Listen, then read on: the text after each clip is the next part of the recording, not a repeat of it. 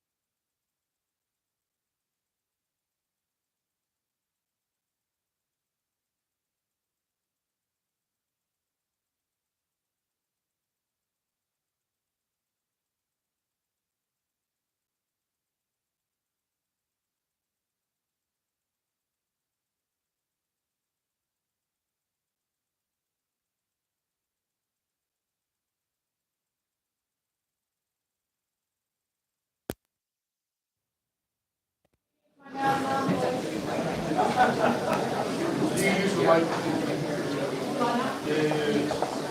live right now.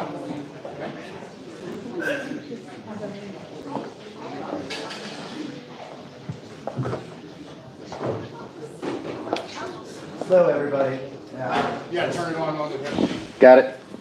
Hi, everybody. My name is Mac Booker. I'm now the president of this club. A lot of presidents have come and gone, and I'll go too. One of the special things about this club is it's not really about any one person. It's about all the people who are in this room, who are watching on the live stream, who are going to vote in our endorsement today. Thank you so much for all of you being part of this, being part of educating voters in the 14th Ward, about learning about the candidates. And I want to take a minute here to talk about a sort of election that we've never really dealt with as a club before. And it's fun. And the reason that we haven't is because it really kind of hasn't mattered before, and that's judicial retention elections. They've mattered, but they haven't been, deeply contested, except in a few cases where something scandalous had happened, which is sort of how they're supposed to be. But that may not be how they are this year, and the reason, as with so many things, is money. There are people who are very willing to put a lot of money into producing a judiciary that is tractable rather than judicial. Tractable rather than judicial, that will do what funders tell them rather than what the law tells them. And that's not how retention elections are supposed to work. You could make an argument that maybe, to some degree, that's how initial judicial elections are supposed to work. I think that argument would be mistaken, but it is certainly not the case for retention elections. Retention elections are an unusual process, and I imagine there are a lot of people here or on the live stream who have never really paid much attention to them. But it's a process that was introduced in Pennsylvania in our 1968 Constitution, just a couple of years after this club was founded. And it combines the head-to-head elections that we're all used to, and you'll hear from a lot of candidates in especially Common Pleas here later today who are in one of those elections, with a election where a sitting judge every 10 years goes on the ballot and people can vote, should they stay on the bench or not? Yes, no.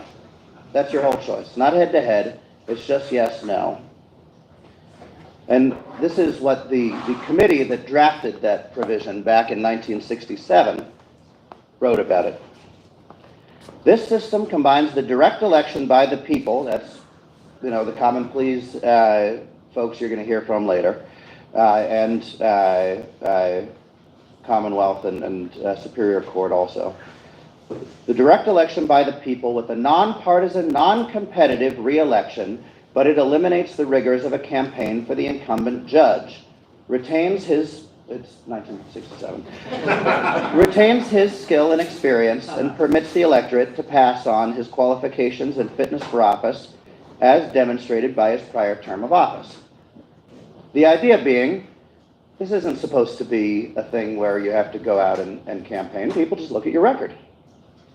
And that's what the committee goes on to say. The election contemplated does not follow the usual type of political campaign, since the judge who seeks to be retained for a regular term runs on his own record.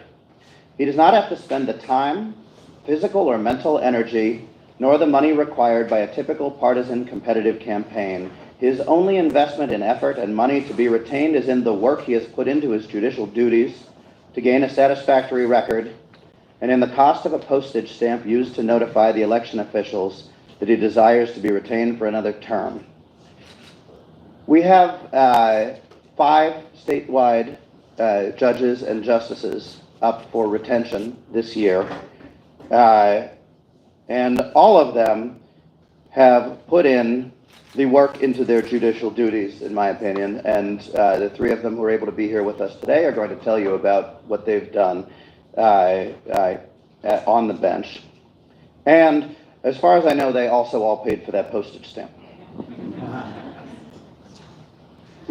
So you don't want to think about the regular sort of policy things. Now, we do have a couple of Supreme Court justices here, and there is a little bit of policy involved in the Supreme Court, but it's mostly about how the courts and how the legal profession run. They don't make policy in the larger sense. They decide cases. That's what their job is. And the things that the ABA says you should consider: experience, integrity, professional competence, judicial temperament, service to the law and contribution to the effective administration of justice. And the ABA has some specific guidance for retention elections, when you're not choosing someone to go to the bench for the first time, but deciding whether they should stay there. And that's preparation, attentiveness, and control over judicial proceedings, judicial management skills, courtesy to litigants, counsel, that's important to me, and court personnel, public disciplinary sanctions, ideally you want none, and quality of judicial opinions. And those are the things that the judges who are going to come up here and talk to you about are going to talk about. This is, you should not expect that this is going to be, you know, the kind of political speech that you would get from an ordinary politician, because not only are we not talking about ordinary politicians, we are talking about people who the system is designed to make sure they are not ordinary politicians. So I'd like to start out by inviting up Justice Christine Donahue, and I'm choosing her first because the only time I've appeared before the Supreme Court, she was the only one who, in my opinion, got it right. Unfortunately, that was in a dissent. I write good dissents, though. Good morning, everyone. It's such a pleasure to be here, be home, actually. I live on the corner of Fifth Avenue and Beechwood Boulevard, so this is, in fact, home to me. You know, it's so unusual for all of you to see a retention election justice appear this early or at all in the season, because keep in mind, we are not on the ballot until November. And in November, we will be at the bottom of the ballot, as far down as you could go, and it may be on the other side if you're voting by paper ballot. So you have to search us out in November. But the reason we're here now is because we think it's important that everybody understands what's going to happen in November. There are three of us, David Wecht, Kevin Doherty, and myself, who were elected in 2015 with your good help. And we were elected by a long shot, I might add. And since 2016, when we took the bench, to this date, I can assure you that we have done nothing that would embarrass you, and we have done everything that should make you proud that we're serving you as justices on the Pennsylvania Supreme Court.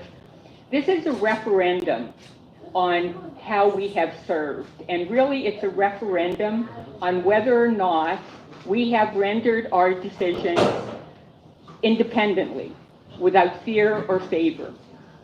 And we have done that with every attention to detail. I'm just going to tell you a couple of cases that we did decide, and I know that David Wecht is here. He will get into that in a little bit more detail. I'm going to tell you somewhat what the results of these constitutional decisions were, but I want to point out to you that the real issue is how we reach those decisions. And I will tell you that we reach those decisions by following the rules that apply to interpreting a constitution. Let me start with the idea that one of the first cases as a group, David, Kevin, and I were involved with, involved the Pennsylvania Environmental Rights Amendment, which up until the time that we took the bench, no majority of the Supreme Court was able to put teeth into that amendment.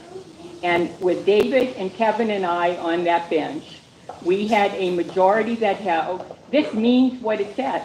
This means that the Commonwealth is the trustee for all of your natural resources, and we are going to enforce that to assure that people have clean air and clean water. Another case that we decided more recently had to do with a challenge to the Medicaid statute in Pennsylvania that prohibits payment for abortions.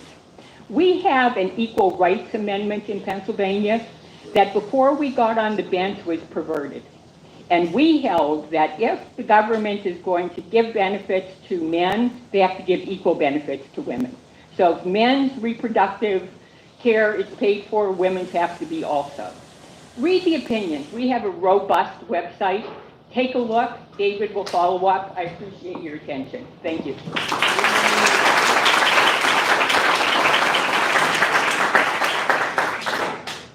Well, it seems like that leads very directly into Justice Wecht, so.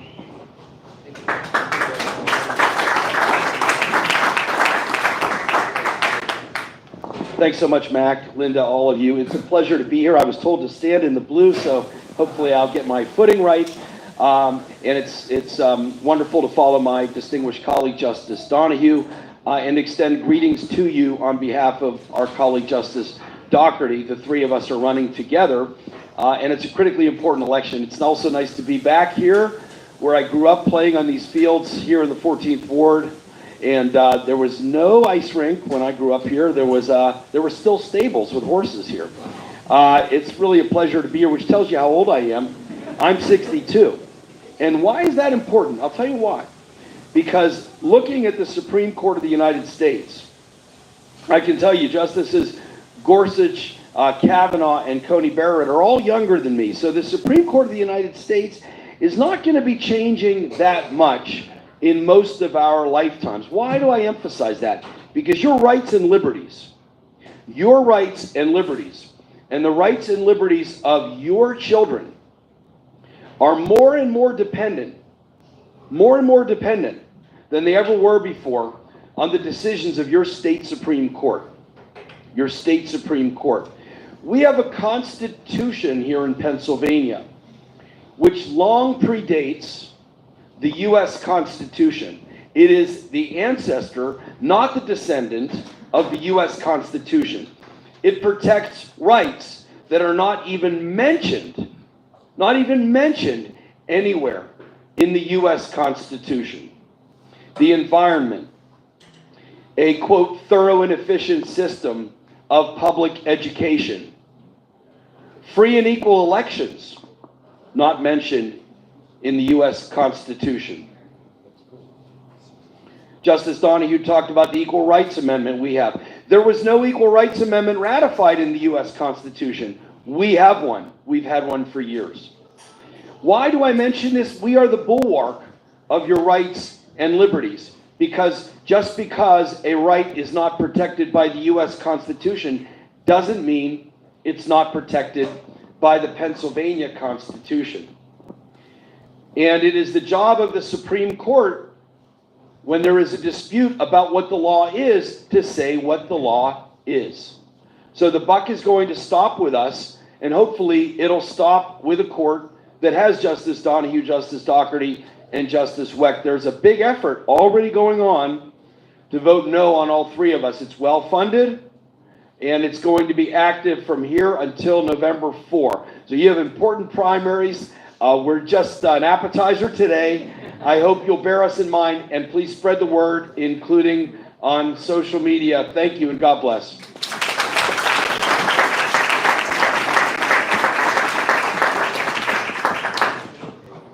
I think that there's a general assumption that you have intermediate appellate judges go first and then justices, but I went in a different direction because I wanted to take 1 second to talk about the Commonwealth Court that Judge Wojcik sits on. It is a specialized court in its jurisdiction. It is a court that is intensely collaborative and requires a lot of specialized knowledge that, as it happens, Judge Wojcik has, and I'm sure he'll talk about that. But because it's specialized and because it has limited jurisdiction does not mean that it is not important to you as citizens of Pennsylvania. To the contrary, it is intensely important because the Commonwealth Court deals with how your state government, your local government, your school boards, departments of the Commonwealth, how all of them operate under the law and If you ever, if anybody here pays taxes to the Commonwealth, if anybody here deals with Commonwealth agencies, if anyone here deals with local agencies, how they operate under the law is a question that the Commonwealth Court is going to address or has addressed. And so I want to bring up Judge Wojcik to talk a little bit about how that court works and what he's done there. Thank you, Mac.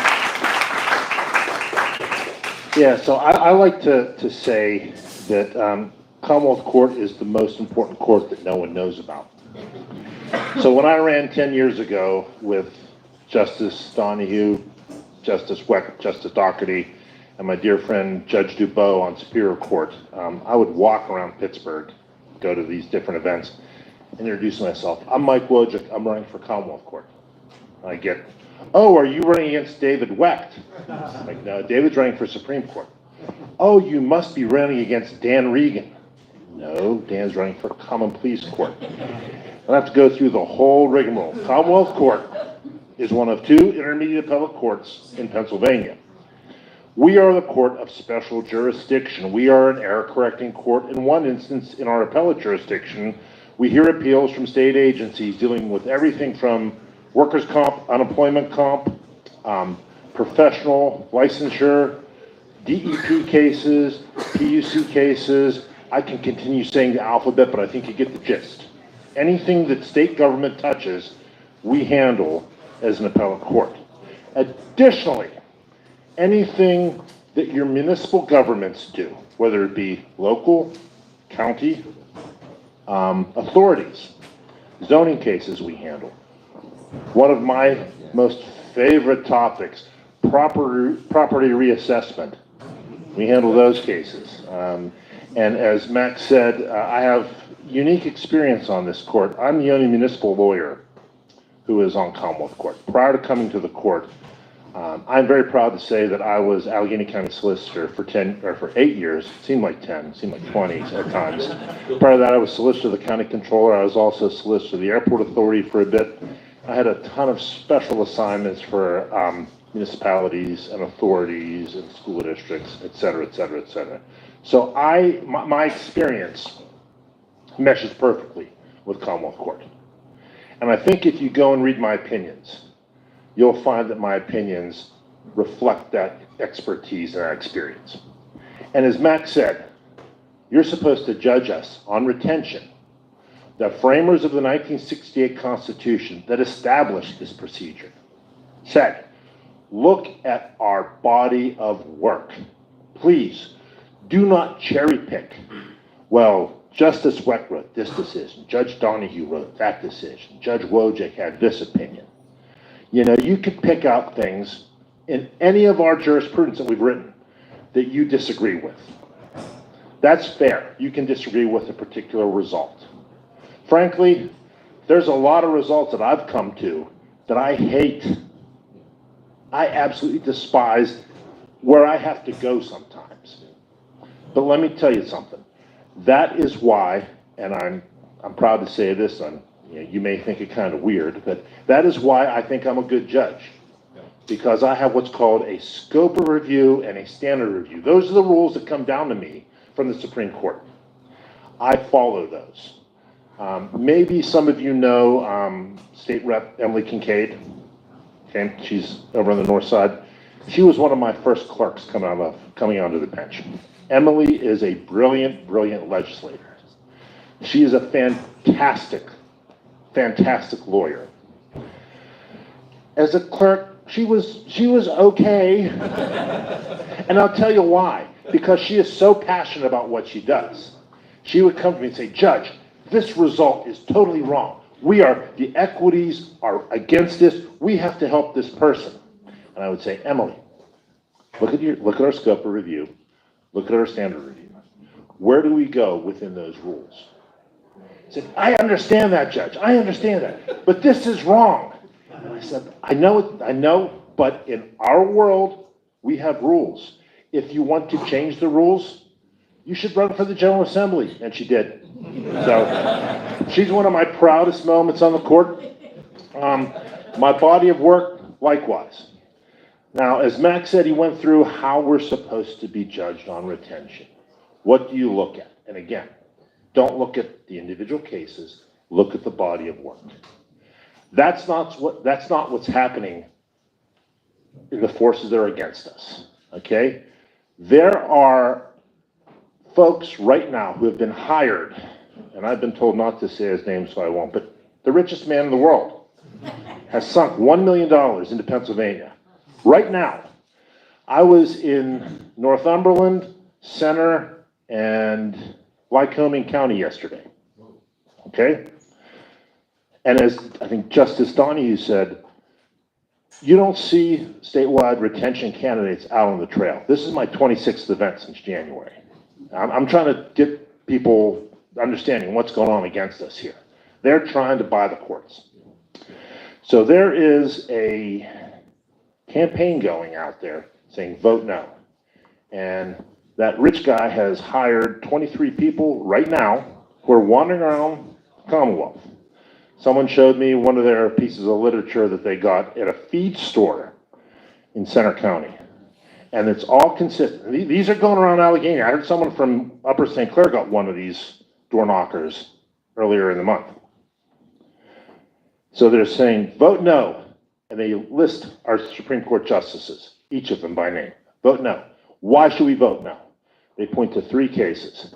They point to the 2018 congressional redistricting case. Recall back then it was 13-5 Republican to Democrat. They went through a painstaking analysis, invoked the free and fair election clause and said, hey, we're a purple state. 13-5 doesn't seem fair. Let's look at the districts. Oh, we have the district out here, my old district. I live up in Fox Chapel, and my district was like a blob near Ohio, a thin line, and a blob in Cambria County. Doesn't seem compact to me. I think the Supreme Court got it right.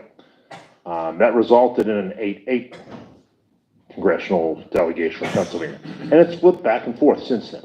So they criticized that result. Then they criticized a bunch of COVID restriction cases where they upheld the governor's mandates. They say, look at this terrible court. They took away your rights during a worldwide pandemic where we had no idea what was going on. What they don't tell you is just as many cases that the Supreme Court decided that upheld COVID restrictions, there were an almost equal number where the court struck down COVID restrictions as overreaches. Okay? They're cherry-picking decisions. And the third one that they're focusing on is the extension of the time to return mail-in ballots from Act 77 in the 2020 election that were postmarked by 8 p.m. on election night, but were received 3 days later. And if you recall, back in 2020, around November, you remember what the world was like then? Remember what the post office was like then? You know, massive delays. So they cherry-picked 3 cases, and they said, look at how horrible these cases were. They're trying to steal the election. What I want you to do is look at our body of work. Look at Justice Donahue's body of work. And again, Justice Donahue, she said she's descended on one of Mac's cases. She's reversed me. Okay? I think she was wrong, but hey, that's her job. They're not always right, but they're always last. Justice Doherty has reversed me. Justice Weck has reversed me. But you know what? You read every one of those opinions, they're clear. You understand what their reasoning is. You understand how they got there. Lawyers can understand, oh, this is what this means. The law is what the law is because the Supreme Court has told us. And I know what to do now. I think I knew what to do before, but now I know what she wants me to do. So that is so important, folks. That is so important. These are excellent justices. Alice Dubois is an excellent judge. I'm pretty good. I think I'm more than pretty good, but okay. But please, we need your help.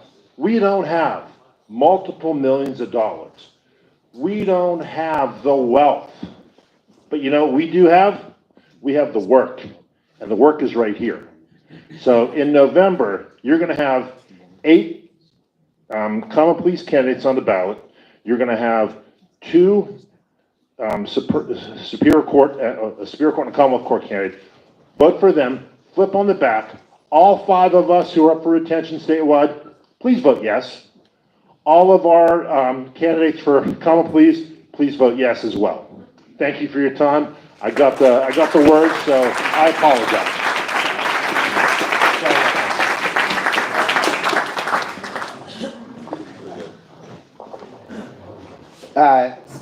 I've lost before Judge Wojcik too.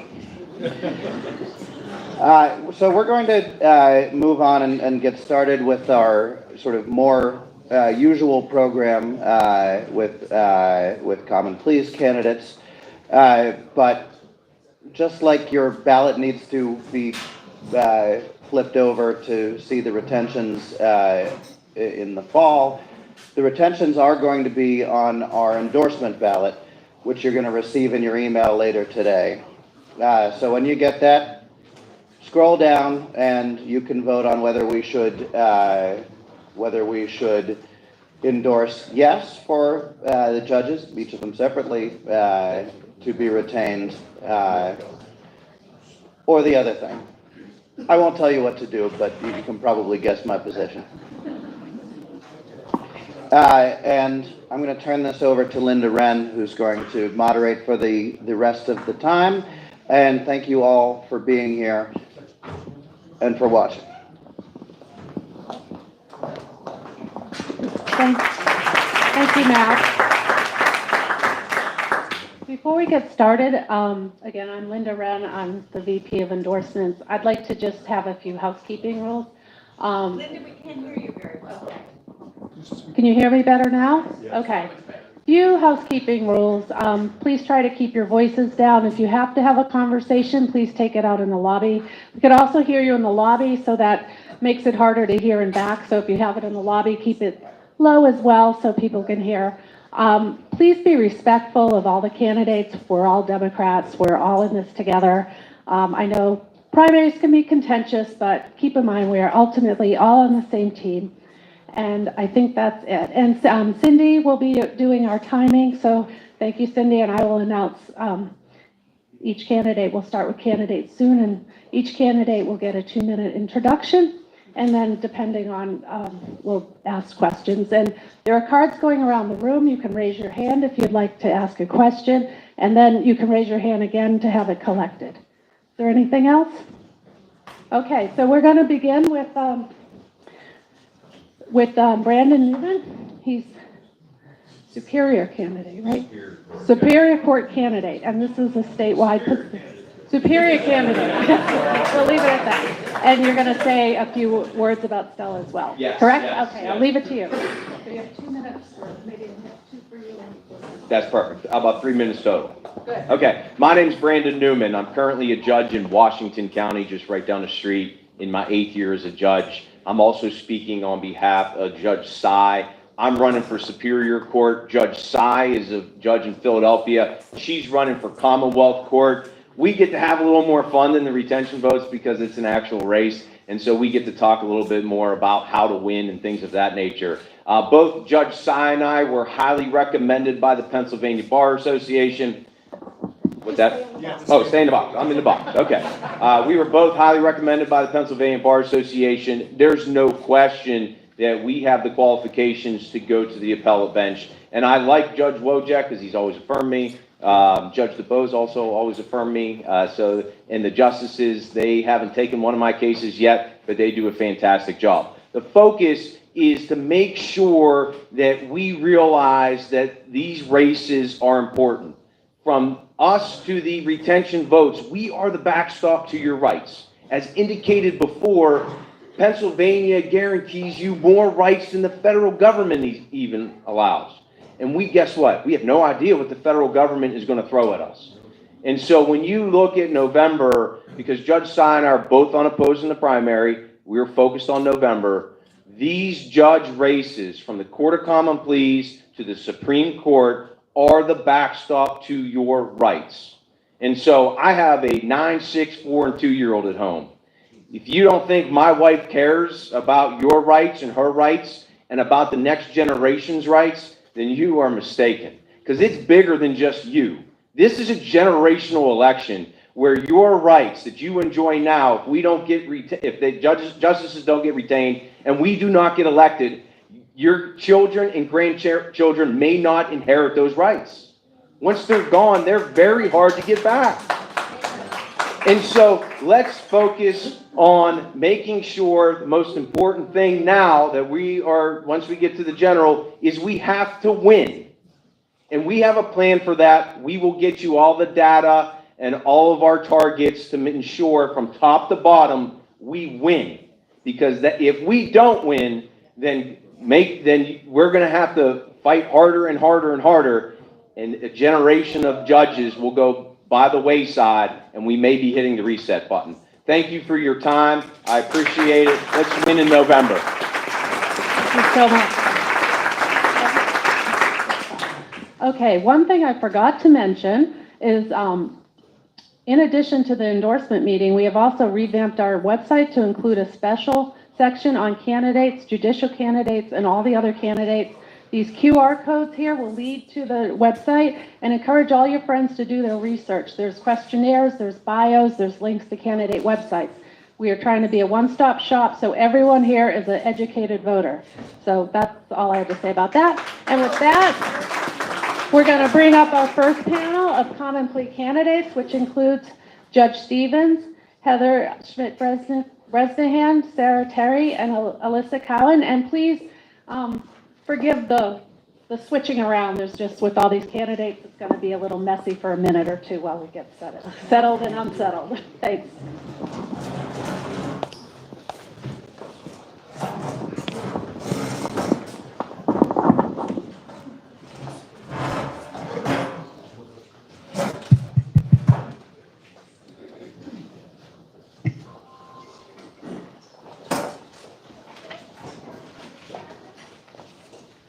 Okay, we're going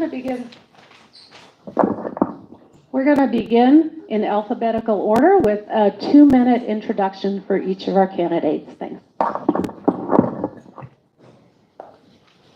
Hi, my name's Heather Schmidt-Bresnahan. Can you all hear me okay? Hold it closer to your face. Hi, my name's Heather Schmidt-Bresnahan. I'm one of the judicial candidates. I'm running for the Court of Common Pleas because I truly believe that I do have the experience, temperament, compassion, and values that I think are so important to have in a sitting judge. I have been an attorney for over 23 years, a trial attorney, and I've concentrated my practice on family law the entire time.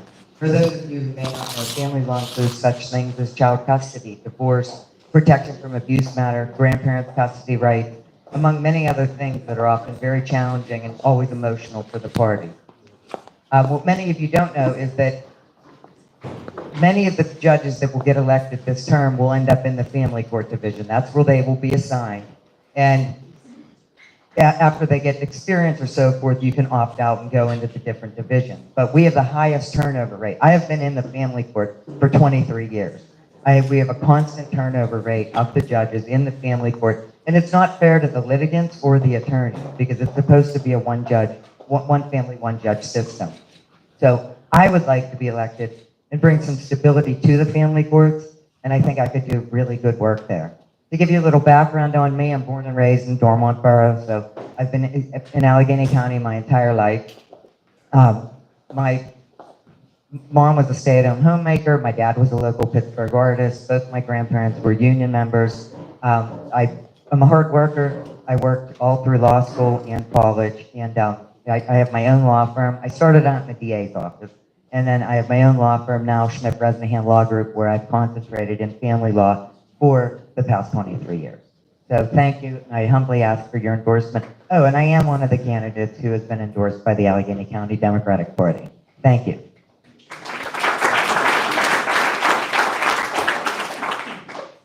Good morning, everybody. It's so nice to see you here. Thank you all for coming out on this little bit of wet, but hopefully we'll have some beautiful flowers from all this rain. I appreciate all of you being here. My kids learned to ice skate here, so I have all the feelings this morning in terms of excitement for this race, as well as just special memories here.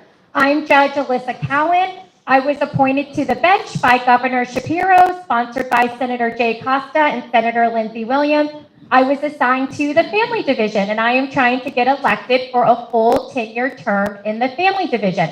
So that is why I'm coming here before you today. My journey to the law was a little bit different than others. I was a practicing social worker before going to law school. I provided school social work services in Philadelphia. I lived and worked and went to school in Philadelphia for several years.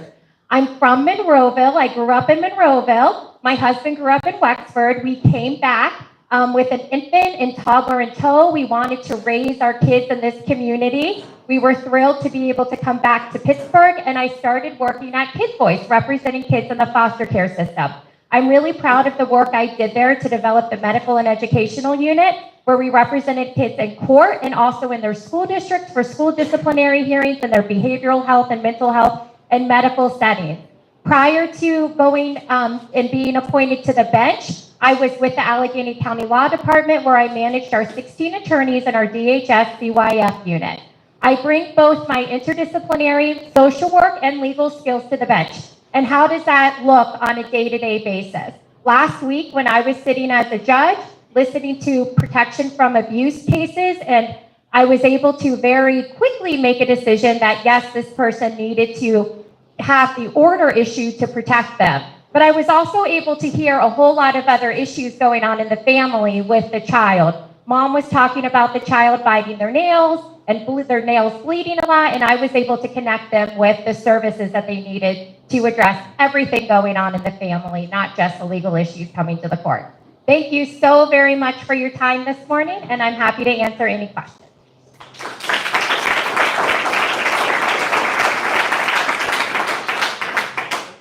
Good morning, everyone. My name is Craig Stevens. I'm one of the many candidates for the Court of Common Pleas of Allegheny County. Just to tell you a little bit about myself, I born and raised in Scott Township. Currently serve as the Magisterial District Judge, representing Scott Township, the Borough of Braintree, and the Borough of Heidelberg. I am in my 10th year as a District Judge. I've presided over 50,000 cases in the last 10 years. In addition to covering my jurisdiction, I've also volunteered to cover courts throughout Allegheny County, throughout the magisterial districts. I've also covered Pittsburgh Municipal Court, serving over 100 communities throughout Allegheny County. I've been doing the job as a judge for the past 10 years. Many of you know that the magisterial judges are the first line of the judiciary. So we handle all cases coming in, traffic cases, criminal cases, landlord-tenant disputes, civil cases, emergency protection from abuse hearings, truancy cases, and code enforcement cases. We also perform wedding ceremonies, where I have performed numerous same-sex marriages over the past several years. I am highly recommended by the Allegheny County Bar Association. Prior to becoming a district judge, I served as an assistant county solicitor in the Allegheny County Law Department. For nearly 20 years, I was an attorney in that role, representing CYF, Children, Youth, and Families, in the Family Division, handling cases where children were abused and neglected. I also handled mental health cases. I was a solicitor for the Allegheny County Ethics Board. I worked election law as well, election court. I was also a commissioner in Scott Township for 20 years, where I grew up. So public service is big to me. That's why I want to be the judge. I think I can have a positive impact on the court system. And I also want to end with, today is a heavy day for me. My mom, Louise, served as vice chair of the Democratic Committee in Scott Township for many years. She was a hard worker, got many candidates elected, including myself. She passed away last evening at the age of 90. And please keep her in your prayers. Thank you.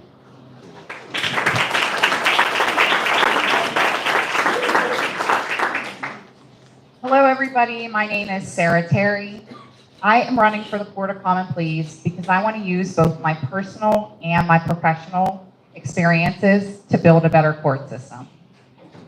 I grew up in a working class union family, so I'm humbled to be endorsed by the Labor Council. I put myself through college and then law school, and I'm a first-generation lawyer. I've been in private practice for the past 13 years, where I handle everything from criminal cases to unemployment compensation cases to filing and defending civil suits. I've also been a judicial law clerk in the family division for the past 12 years, where I've written hundreds of opinions about divorce, custody, and juvenile court cases. I know what it means to show up, to do the hard work, and to fight for fairness, because I've been doing that for my entire career. And in those roles, I've gotten the opportunity to see what's working and what is not working in our court system. An issue that's particularly important to me is creating a more trauma-informed court, particularly for our most vulnerable litigants, our children. So many of our kids have experienced trauma before their cases even become court active. It's crucial that we get treatment options right for them. In addition, I'd like to see expanded and more personalized treatment options for adults suffering from mental health and drug and alcohol related issues. I'm running for judge because I want to build a better court system for everybody. I'm endorsed by Planned Parenthood, and I've been fighting for people's constitutional rights my entire career. So I'm humbly asking for one of your 8 votes. Thank you.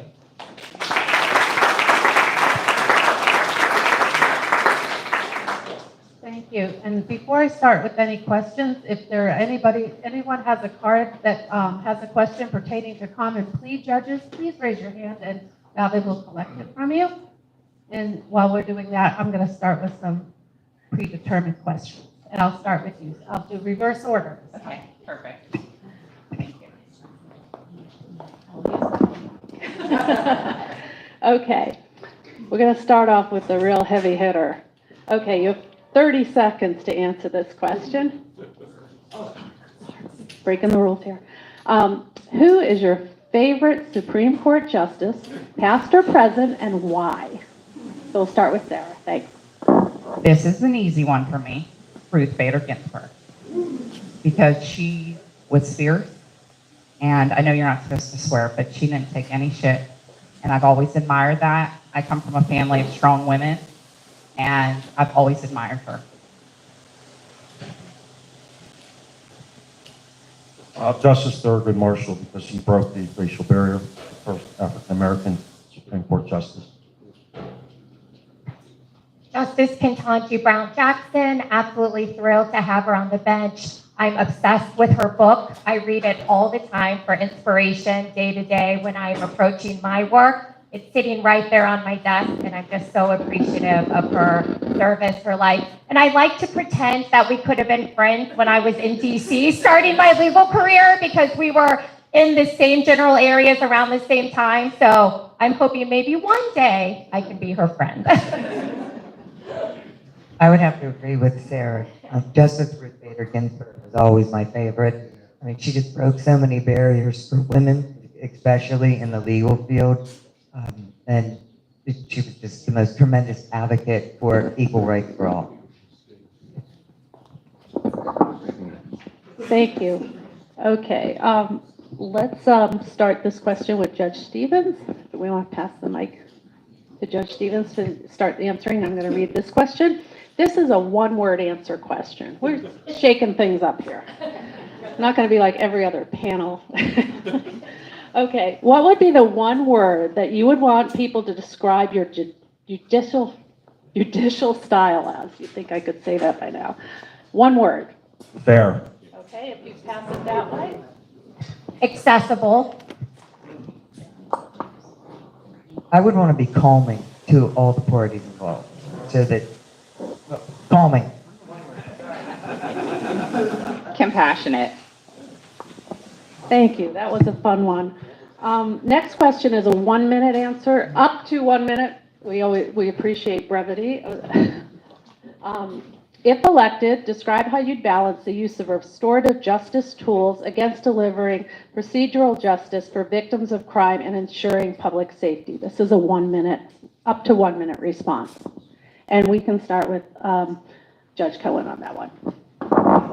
So restorative justice values very much coincide with my social work training and my social work values. So when you're looking at restorative justice, you're looking at solving the core issues that are bringing somebody into the court system and intervening with the tools that we have available through restorative justice efforts here in Allegheny County, such as our specialized court system, our specialized attorneys, our specialized resources that allow people to be connected to whatever it is. So maybe they have trauma from military service, so we have our veterans court. Maybe there's substance use disorder issues, so we have our drug court. We have our sexual offenders court.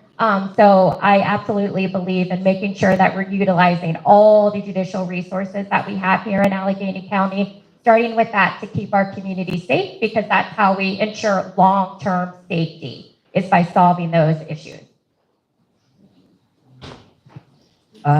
In terms of restorative justice, I think that we need to look at why the people are committing the crime.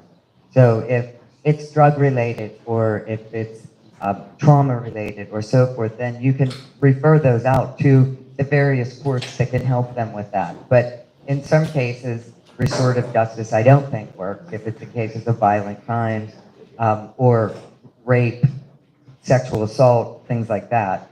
So I'm a little bit different on the terms of restorative justice with that. Thank you, everyone. Oh, did you? Oh, I'm sorry. I actually use restorative justice as one of the programs in my court. I use a lot of diversion programs for drug and alcohol and mental health treatment for folks that come in that have these issues. We try to get them into either an inpatient or an outpatient drug and alcohol program. I work with justice-related services for the mental health component to get people involved with justice-related services for housing and for treatment and for appointments and employment and whatnot. So restorative justice, I do work with the victims in the community and the defendants, determine what the issue is and try to reach a favorable resolution to everybody so that there was a reason why the crime or alleged crime was committed and we can reach a favorable result. So I deal with this a lot in my criminal defense practice, and restorative justice can be really effective when we bring everybody to the table.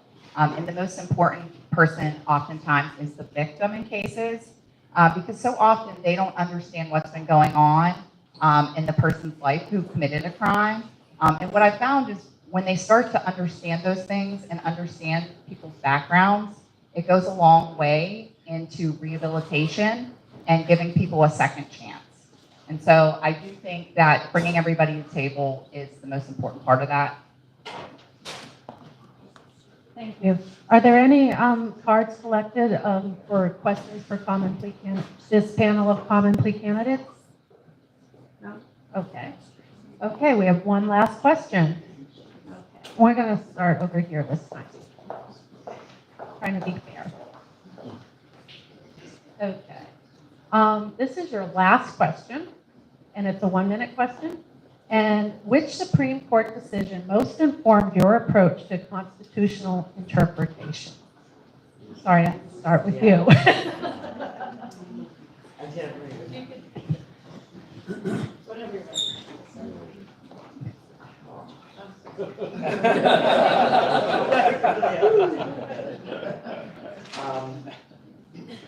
I'll put that one ahead.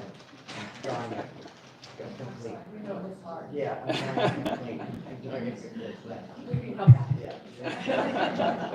I'll go way back to Marbury versus Madison, where we looked at the clear separation of powers in our government between the judiciary, executive, and legislative.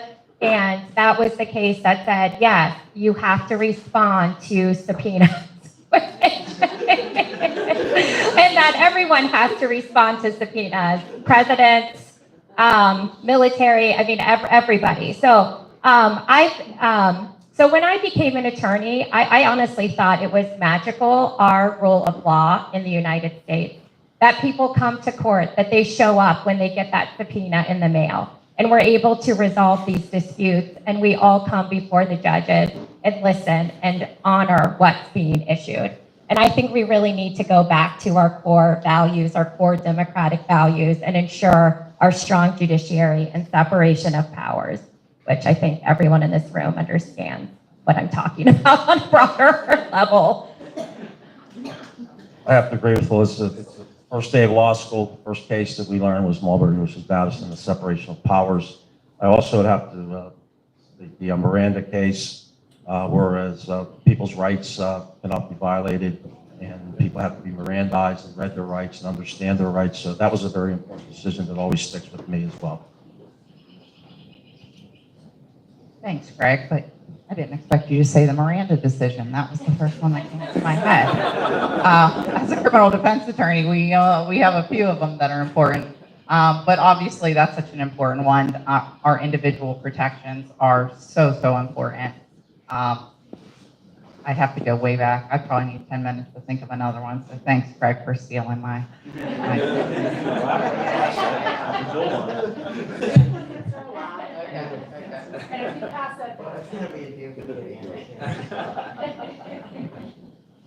I'm so sorry. That would just throw him up. Right. So it actually would be Miranda to have people's rights protected, and the Terry stop, I think, to where people need to know whether they can, police can violate their rights in terms of unduly coming into their car or patting them down for a pat press.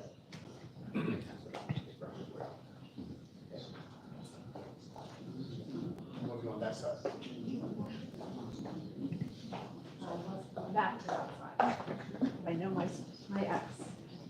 Okay, so no audience questions. Okay, we want to thank you so much for being here and giving of your time. We know your schedules are crazy and you're all dealing with lots of other matters going on in your lives, and we wish you all the best. And I'd like to thank you, and we all offer you best of luck. Thank you so much.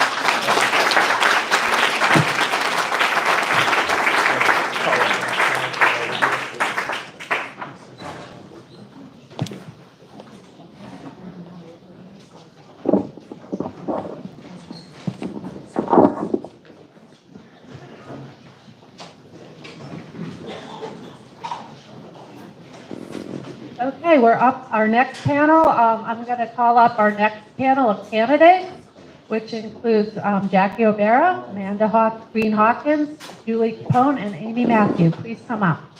Have a seat.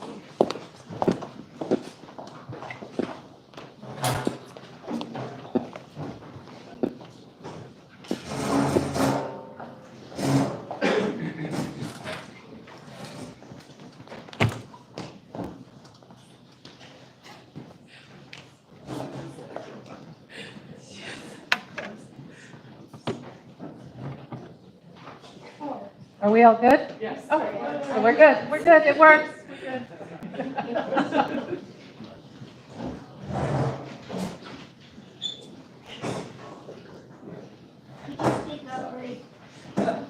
Yeah. Okay. We have our second panel seated, and we'd like to welcome you all. And we're going to start with 2-minute introductions, and we're going to do reverse order this year, this panel. So we'll start with. Yes, please use a microphone, and you have to keep it very close because there's a little trouble hearing the back. Well, good morning, Democrats. Live stream, so you're gonna blow up people's ears on the live stream. We are live stream very loud from my court. We usually do that, so you usually don't need a microphone. But in any event, good morning, Democrats. I am Amanda Green Hawkins, and I am running for Allegheny County Court of Common Pleas.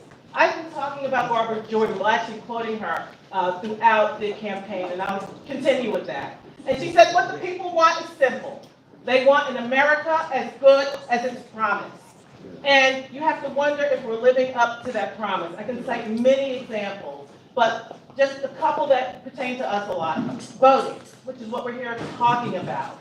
Voter suppression is live and in effect on Election Day. Are we living up to our legal aid? So when I went to the district attorney's office, they didn't have an elder unit, and they created one, and I was the first person put in that unit, and I've done trial work and worked with seniors that needed protection from physical abuse, financial abuse, and neglect. And I've had a lot of trial experience. I was put in the trial academy last year for people that had trial experience. My peers were interviewed, judges were interviewed on the trials that I had done, and I was inducted into that academy. I was also highly recommended by the Bar Association, and I was endorsed by the Allegheny County Democratic Committee. I have a lot of experience, personal experience too. I was a victim of a crime, and I was put into the court system for 2 years. So I know how it feels to be thrown into the court system, whether it's for a divorce, child custody, and I have that compassion. So I'm humbly asking for one of your 8 votes. I think you need to have professional experience and personal experience. So I also was endorsed by Labor Council. So I have a lot of experience, personal, and I'm just asking humbly for one of your votes. And thank you very much for having me today. And I also apologize, I'm the one that unplugged the sound system, so I'm sorry.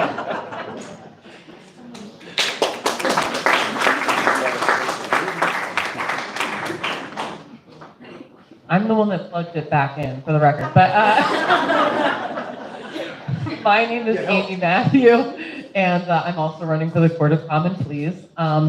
Just a little bit about me. I'm from Wheeling, West Virginia originally, grew up raised there in public schools. I moved to Pittsburgh despite my entire family being West Virginia fans. I went to Pitt and broke all of their hearts, and I've lived here ever since. So I currently live in the north side with my wife, 2 stepchildren, and 3 small dogs. I actually married my wife the Saturday before the November 2024 election. So it was a really, really happy day, followed by a really hard day for us. We were still on our honeymoon when Trump was elected. We voted by mail. I woke up the very next day and decided to run for judge because I knew with this administration, our civil rights would be under attack. The civil rights of all marginalized communities here in Allegheny County. And as a civil rights attorney, I believe I am well equipped to protect those civil rights from the bench. My current practice is split between 2 different types of civil rights law. I represent workers after they've been discriminated at work based on their race, age, sex, religion, sexual orientation, or disability. The other half of my work, I represent survivors of sexual abuse. So in practice, that means I've sued the Catholic Church over 100 times. So I hold institutions accountable after allowing abuse to happen or covering it up for decades. So that's my work now. Right after law school, I actually clerked for the Honorable Christine Ward of the Civil Division of Allegheny County with Mac Booker. We were clerks together, and while we were there, we started and then ran the name change court in Allegheny County, where trans individuals can safely obtain name changes without fear of retaliation, and we helped start the housing court. So I did a lot of work there. Ever since then, I've been a civil attorney in Allegheny County, fighting for real people to have their voices heard in court every day. I think that we need that perspective on the bench. Thank you.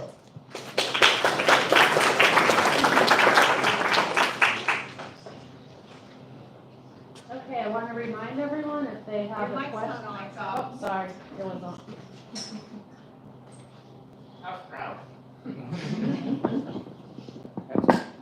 Is it on now? Yes. Okay.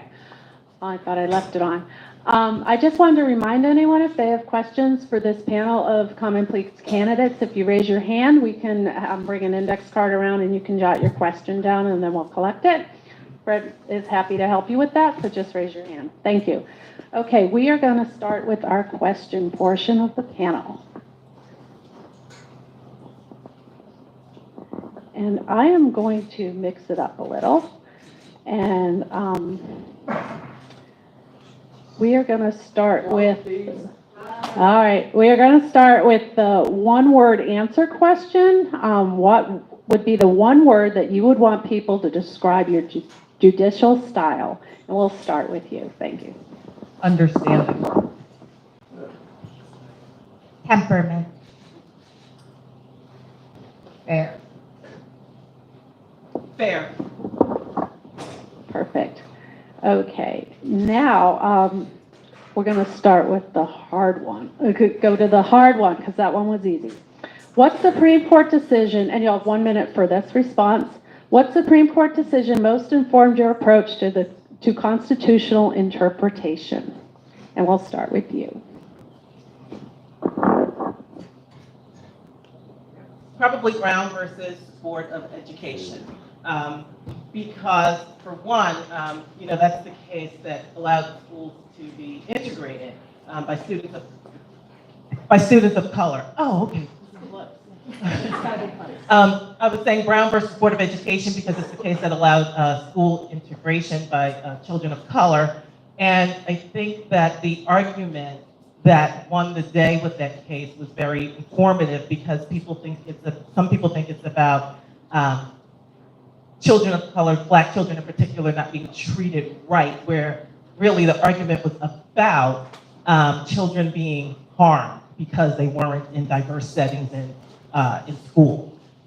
So why we would think a case would be winnable is not the argument that wins the day in court. So I want to start by saying that I'm really bad at remembering names of cases, but the Supreme Court case that I think is most important in our community is the Pennsylvania Supreme Court case that recognizes that Pennsylvania has greater protections for its citizens than the United States Constitution with respect to searches and seizures of their personal property. It just is important to differentiate the United States versus Pennsylvania rule, and that we have greater protections for our citizens than the United States Constitution. So I forget the name of that case. I wish the justices were still here and could remind me, because I think they were both on that panel a few years ago that decided that case. But I just think it's an important distinction to remember in Pennsylvania. And there you have to sanitize already.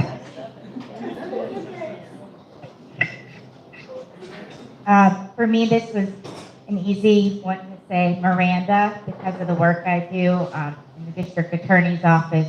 We have to constantly remind the police officers that it's a very important thing to tell people their Miranda rights and discuss it with any person that they are interrogating or having any discussion with. That's one of the fundamental rights that they need to say before anyone speaks with them. So as part of my job, we consult with the police officers. They call us to ask us, consult with us, and we tell them no, if they're in any type of custodial setting, please, that's their fundamental right. So that's one for me.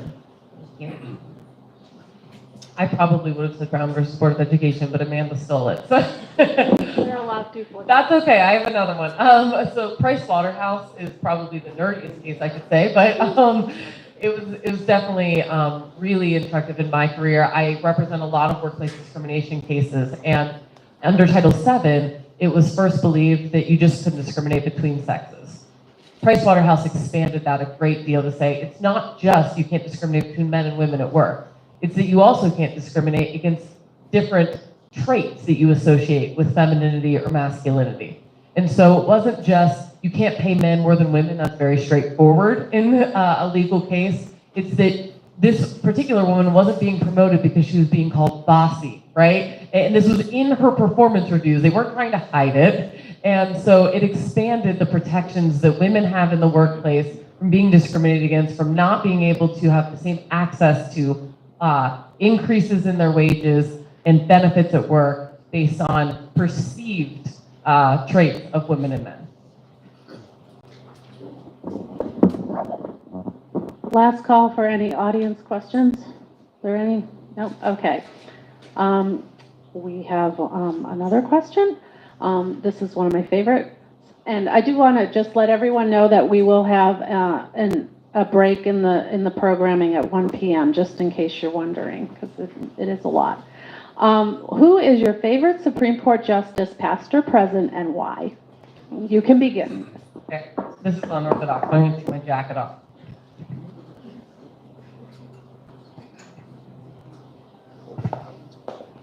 This is Ruth Bader Ginsburg's caller. And everyone always thinks her dissent caller. That's the famous one. But this is actually her majority caller, because that's when she actually changed the law in America and created more protections for people. So Ruth Bader Ginsburg's my favorite. Sorry, I know it's been said over and over, but Ruth Bader Ginsburg, she was fierce and, sorry, as a woman, I looked up to her. And that's my answer. Sorry, Ruth Bader Ginsburg, I said she was fierce, and as a woman, I looked up to her, and there's no one else that compared to her in my eyes. Unfortunately, I think you're going to hear a lot of that today, not very much variety. But she is perceived to be a kind of bastion in the female rights movement, right? She recognized a lot of female forward issues, so she's someone that I look up to and respect. Justice Thurgood Marshall, one of the attorneys with the Brown versus Board of Education case, also inspired a lot of children when I was growing up to want to be a lawyer, to want to be a judge, because he was the first Black judge on the Supreme Court. And looking at his life story and what he went through to even go to law school and his fight to even become a lawyer is just so inspiring to me. And I talk to my children about his story as well to inspire them. So. Thank you. And just that mic, for some reason, it works best if you almost hold it horizontally. I don't know why, but just again, because I know it's like it kind of goes in and out. Just so you know. The last question is an audience question, and we only have one, so you're almost done. Have you ever encountered a conflict where standing up to prejudice against the Jewish community came into conflict with your ability to campaign? We'll start with you. Can you repeat the question? Sure. Have you ever encountered a conflict where standing up to prejudice against the Jewish community came into conflict with your ability to campaign? No. Thank you. No. No. No. No, also. I will just add, I also represent a lot of members of the Jewish community in employment discrimination cases to make sure that they are getting the same benefits of their counterparts in work. Thank you. And that completes our second panel. And I'd like to thank all of you and wish you all the best of luck. And thank you for giving your time. Let me call them up.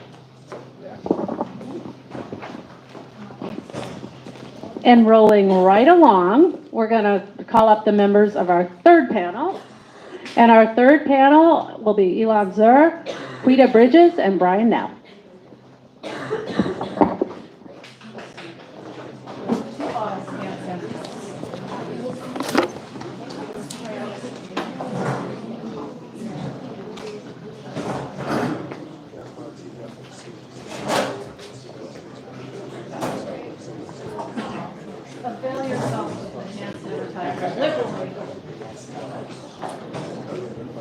Whenever you're ready, just give me a nod.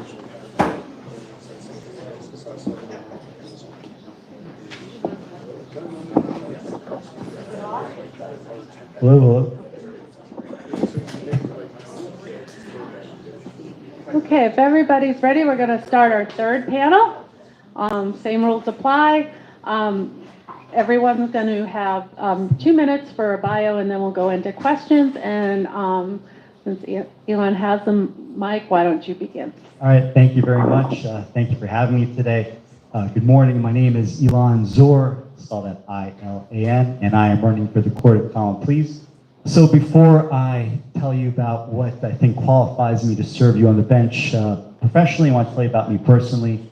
I moved here in 1990 to attend Carnegie Mellon University with the goal of becoming an architect. And the reason I mention it is because 4 years later, I graduated with a business degree and a minor in architecture. And the point being, I was interested in both disciplines, but wasn't passionate about either. So over the course of the next year, I made the decision that I wanted to go to law school with the specific purpose of being a trial attorney who prosecuted homicide cases. I wanted to be a voice for those that are impacted by violence. Now, this was something that I was passionate about. So with that goal in mind, I attended the University of Pittsburgh School of Law, and following graduation, I began my career at the District Attorney's Office, and that is the job I do to this day. I have 26 years of experience as a lawyer in the DA's office that specializes in the prosecution of violent crimes, namely homicides and other acts of gun violence. And for the past 12 years, I've been the supervisor of our Violent Crimes and Firearms Division in the District Attorney's Office. I have dedicated my career to seeking justice for our communities, and we need judges who have the confidence, the integrity, and the experience to make the difficult decisions judges have to make, but also the proper temperament and compassion to treat people that come before them like human beings with dignity and respect. I see I have 30 seconds left. So what I want to say finally is that, we see it playing out in our federal government right now. Judges are our last line of defense for protecting our constitutional rights and our democracy. And we need judges who, here in Allegheny County, not just have experience in integrity and compassion, but they are also committed to doing the right thing for the citizens of Allegheny County every day. And if I'm elected, I will be that judge. And lastly, I am highly recommended by the Bar Association. Thank you very much.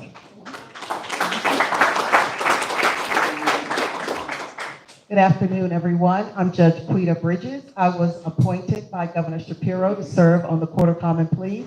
I am currently serving in the criminal division. I come to you all with 28 years of court experience, or 2 years as a judicial law clerk, 16 years in the Allegheny County District Attorney's Office, and 10 years in the Attorney General's Office. I have tried many, many different types of cases over the course of my career. I have tried homicide cases, child abuse cases, both sexual and physical abuse, and domestic violence cases. So I have a lot of experience in the courtroom as a lawyer and now as a judge. I am running for this position because I understand the importance of having qualified judges on the bench. And when I talk about qualified judges, judges that have experience both in trial, just work experience, and all around life experience that makes up the person that that judge will be. I also believe that I have the disposition that is required to be an effective judge.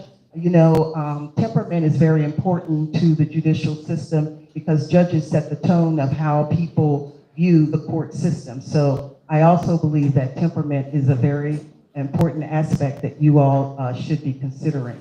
In addition to that, we should also be concerned that our court reflect the citizens that we serve. So we need to add more diversity to the bench. And in the criminal division where I currently work, there are 13 judges, and prior to me getting there, there was only one other person of color. So we do need to, even though it's under attack, we do need to consider diversity when we are electing our judges. I come to you with is highly recommended from the Allegheny Bar Association. I also received the endorsement from the Democratic Party, and I would certainly appreciate the support from this organization. Thank you.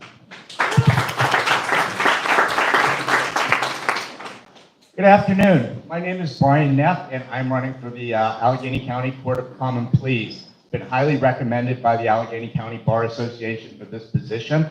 I have 35 years of experience, which I think is longer than anybody else that's running today.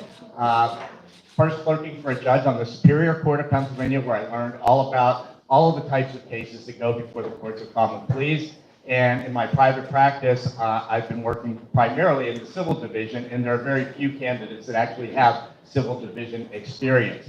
One of the cases that I cut my teeth on many years ago that affected every single person in this room was when I was working for Justice Christine Donahue before she went on the bench, and Highmark sued UPMC to stop the merger of Children's Hospital. And as a result of that case, even today, everybody has access to Children's Hospital, as it should be. And that's something that affected everybody in this room. I'm running because we have a lot of rights that need protection, whether it's the right to marry who you want to marry, whether it's the right to reproductive choices, whether it's the right to be who you want to be, whether it's the right to collective bargaining, whether it's the right to clean environment. And you heard from Justice Donahue that that right is enshrined in the Pennsylvania Constitution. And last but not least, let's not forget the right to vote. And as I said before, there have been at least 75 executive orders that have come out of this administration. And most recently, there has been an executive order trying to change how we do elections in this Commonwealth. And because of that, and I say this all the time, judges should be bending over backwards to count every single vote and not be looking for ways to throw them out. And that's why I'm running.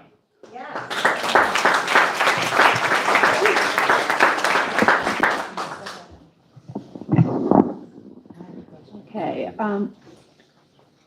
I was just, Joni beat me to it.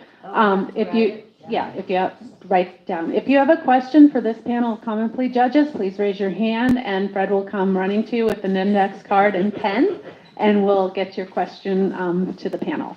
In the meantime, we have some pre-written questions and we're going to start with you, Brian.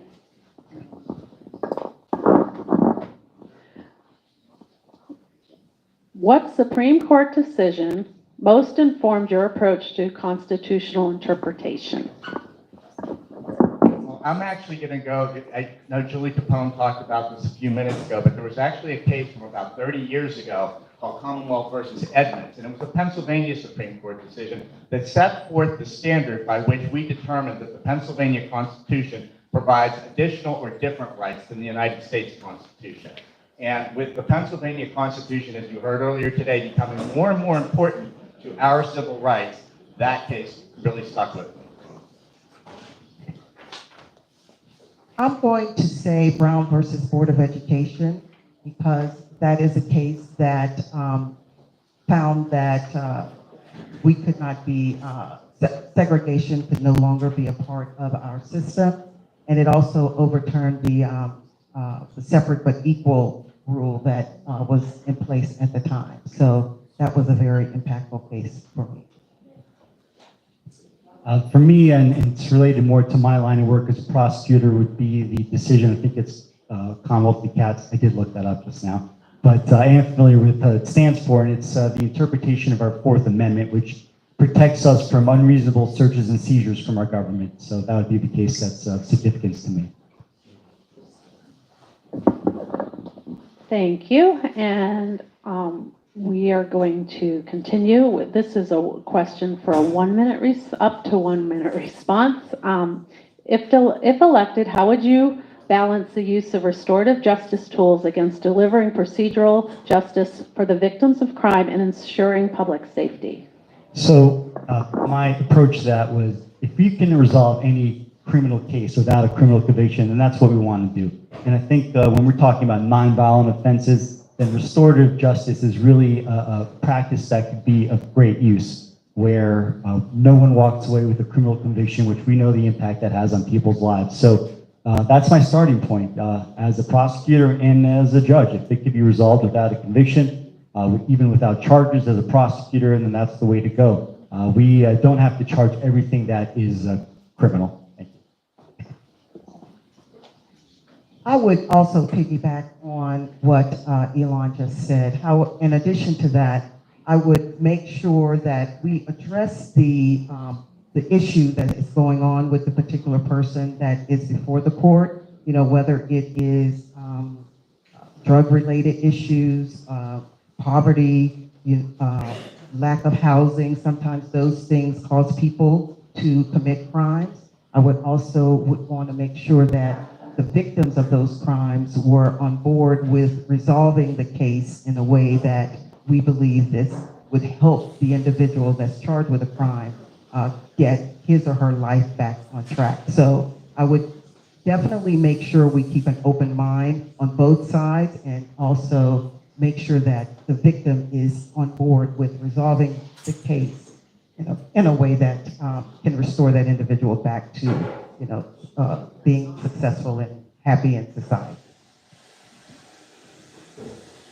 Restorative justice is really, making sure that we have a defendant that is willing to sort of atone for their misdeeds and talking to the victims to make sure that the victims get the kind of closure and support that they need in order to bring the issue to a close in a way that satisfies everybody and that brings rehabilitation to the person that committed the crime. It's really, it's driven a lot by the person that's actually committed the crime because they have to want this type of justice and be willing to serve it as well. And it's about the court providing resources to help deal with the reasons why the crimes took place in the first place, to make sure that the person that committed them gets the resources to be able to rehabilitate themselves. You can hold that for the next question.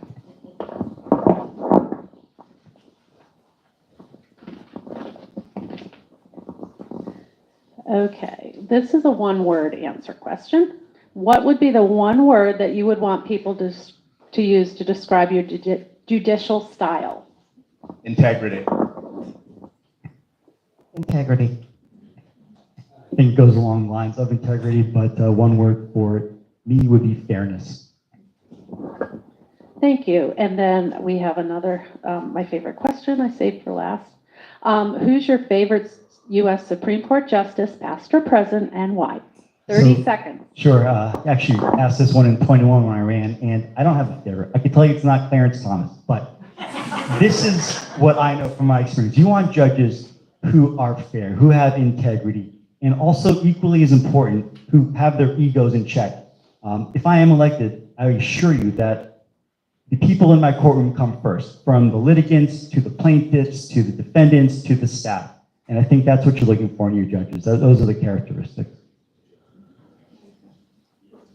I would say Ketanji Brown, and I find that she has a history of hard work, and she has laid the groundwork for a lot of young women who are of color, and we give you hope that you could also arrive to that particular kind of position, and she just brings a lot of hope for me. So that's would be my selection.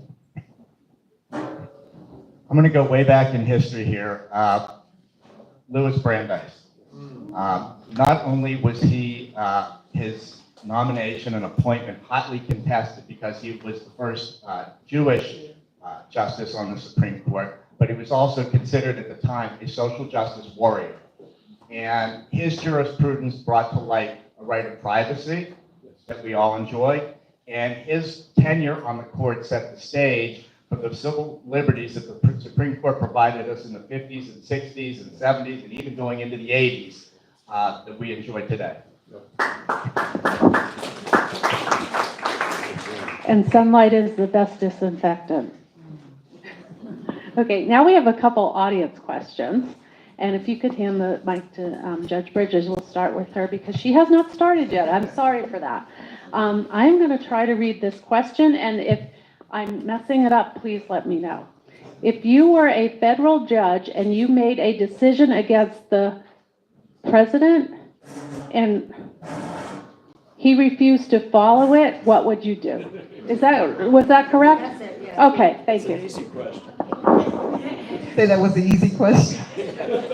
So in this room it is. If I was a federal judge and I ruled against the president and he refused to follow the rule, what would I do? Well, there are probably, I would believe, there are ways in which you can enforce your ruling, and some of the ways maybe you would find that that is a hard one. Maybe you could incarcerate sometimes when people don't follow your rules. Put them in jail.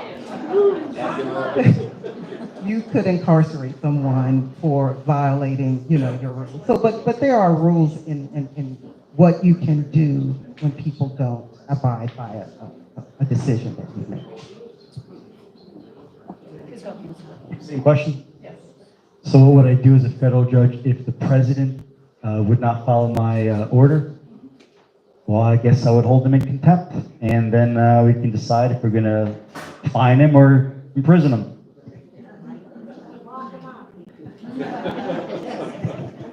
So if I were a federal court judge and the president refused to comply with one of my orders, I'd haul his ass into my courtroom, ask him to explain himself, and then either hold him in contempt or fine him like $25,000 a day, whatever it happens to be, to make him comply.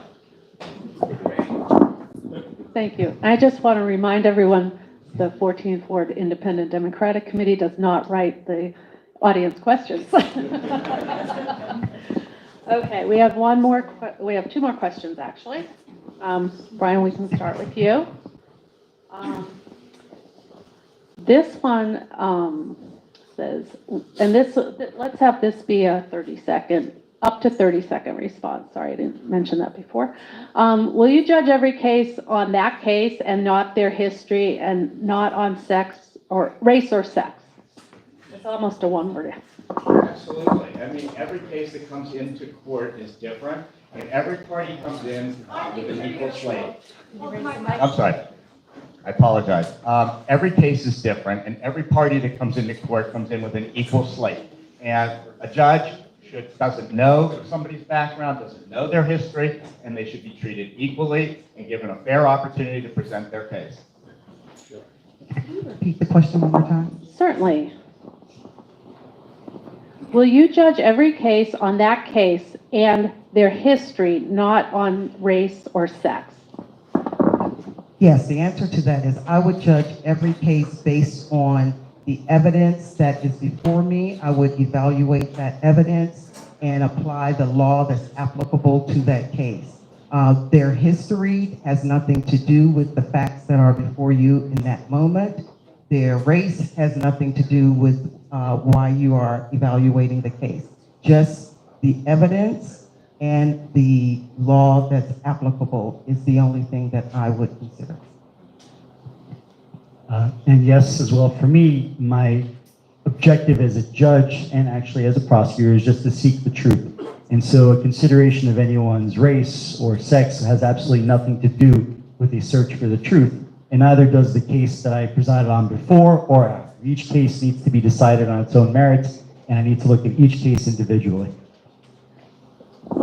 Thank you, and you can hold the mic. We are on our last audience question, and we'll start with you. So I didn't read this yet, so let's make this up to a 1-minute question. I think we're okay with time on that. You've spent 20 plus years building cases against criminal defendants. What makes you think you can now fairly judge those same kind of individuals from the bench rather than defaulting to prosecutors' mindset?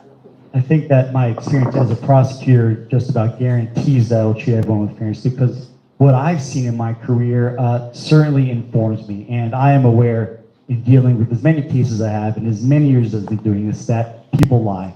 And as a result, that goes to the victims that I have sometimes, it goes to police officers, and so I don't take anything at face value. I'm going to ask the questions I need to ask to get to the bottom of it, and I can tell you that this type of practice that I have actually comes at home, and I think it annoys the kids a bit because I have a million questions if you tell me something, and I don't just accept your answer at face value. So I'm going to want to know all sides. I have been doing this trial work for over 20 years, and I am able to evaluate cases from every aspect of the case.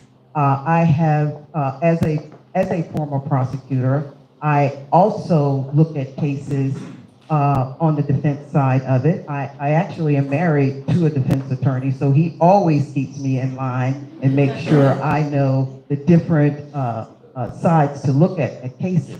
So I never evaluate things one-sided. And I think the fact that I have had as many years in this work as I have, it has allowed me to know how to evaluate the case as a whole and not look at it one-sided. I'm not sure this question applies to me because I'm not a prosecutor, but what I would say is after 35 years or so, you kind of know where cases go. And when you see us in court, we're zealously advocating for our clients as we are supposed to do. But what you don't see is that in the background with our clients, we're evaluating the case, saying what's good about the case and what's bad about the case. And with that in mind, we have the knowledge to be able to look at a case objectively and say this is what needs to be done. But it's based on the experience that we have. So that's my answer.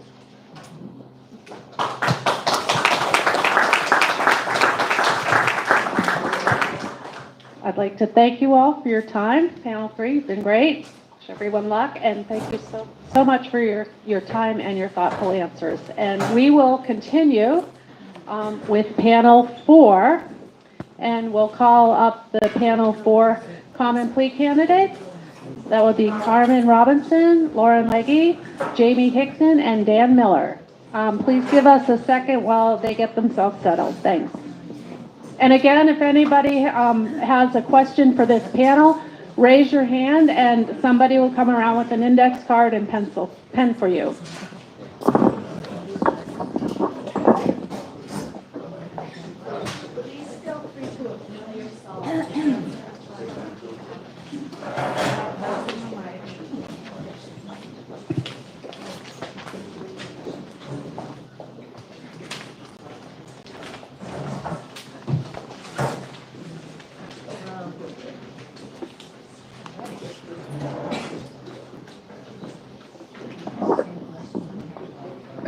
Okay, well, let's see. I think we're going to pass the mic here, and I'm going to shake things up and start with our 2-minute introductions in reverse order. You'll all have 2 minutes, and Cindy will be keeping time for you. You have up to 2 minutes, I should say, and we'll start with you, Carmen. Good afternoon. Can everyone hear me? I'm Carmen Robinson, and I'm running for Judge of Court of Common Pleas of Allegheny County. I like to say that I have the most diverse experience in this race. I have 35 years in criminal justice. This is my second career. My first career was as a Pittsburgh police officer, where I obtained the rank of sergeant. I worked in all of these zones, even this one. I went to law school during the day, while I was a sergeant at night in Zone 5. That's Garfield, East Liberty, Homewood, Stanton Heights, Morningside, Highland Park. I could go on. Experience matters. That's my slogan. And I'm going to tell you why it's important. I served on the Supreme Court under the late Honorable Max Baer for 1 year, and then 5 years with Dwayne Woodruff, the Honorable Dwayne Woodruff, and President Judge Kim Clark. There was a rule where if you were a law clerk, you could practice in another division. That's where I started representing criminal defendants.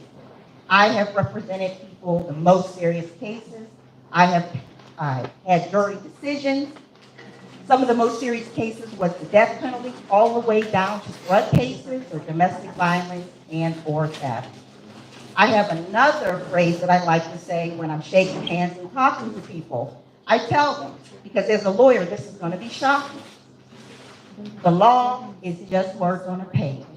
I'm going to say it again. The law is just words on a page, but you know what it does? It's waiting to come alive by the judge who interprets it. Choose wisely. I also would like to tell you that I am an adjunct professor at the law school where I run a reentry program. I'm the supervising attorney there. What we do is that we clean records. We pardon records, we expunge them, we seal them. We hope to keep people from committing crimes, what we call recidivism. Thank you. Thank you, and I appreciate the nice tone of your alarm. I'm Dan Miller, also obviously one of the candidates here for judge. Just want to thank everybody for the time today and for the invite. They give us this nice little message that says thank you for coming, which I appreciate. I am, those of you who may know me, I just spent 11 years or so in the State House with my friend Dan, where I was the majority whip last year. And currently I am glad to have received a highly recommendation from the Bar Association, as well as the Labor Council and the party endorsement, which I appreciate very much. Most of my law experience has to do with my time as a public defender and county solicitor. Most of my years were spent in the family division, where I also loved Judge Woodruff and appreciated serving in this courtroom when I was a solicitor in the PD. The work I do in the legislature follows the work I did as a lawyer, which is I basically represent poor people, people with disabilities, and mental health in one way or the other. Almost every bill that I tend to do carries on that focus. Disability and mental health, unfortunately, is what washes up into almost every aspect of the court system. And I've been there for when things have not gone as they should. I get very concerned about that and that lack of experience and knowledge in relation to disability and mental health. We've been finding that a lot in the legislature. There's still so much advancement that needs to happen in the courts. When you get it wrong in the courts with it, that impact is lasting to that person. There's no doubt about it. And I've been blessed to have, I think, 11 disability mental health awards from the state regarding my advocacy one way or the other. My hope is to have one of your votes to bring that perspective to the bench on May 20th. Thank you. Good afternoon, everyone. My name is Jamie Hickton, and I'm running for Allegheny County Court of Common Pleas because more than anything, I feel that justice should be fair, it should be compassionate, and it should be accessible to everyone. No matter who you love or where you live or what your circumstances are, everyone deserves a fair shot at the justice system. You know, I didn't really come from much. I didn't come from any form of privilege. I actually grew up in a trailer park in the South Hills of Pittsburgh. And I was the only girl. I had 5 brothers. And my parents were a blended family in a blue-collar area trying to make their ends meet. I was the first person in my immediate family to even have the opportunity to graduate from college. And then I put myself through law school at night while I worked full-time as a juvenile probation officer. And I was a juvenile probation officer for 7 years. And my entire career, I have fought for people who cannot fight for themselves. And that's incredibly important because all too often, in my 20 years of experience in this field, I've encountered courts and systems that haven't actually worked directly with the population that judges serve. And so oftentimes, judges do not see these cases through a lens of lived experience, which actually informs them about the why that people are system involved. And if we don't understand the why of how people are system involved, how can we possibly help them navigate that system and move on with their life? My wife and I are raising my 3 children that I adopted from the child welfare system, and my boys are special needs. So I have fought for people who cannot fight for themselves my entire life.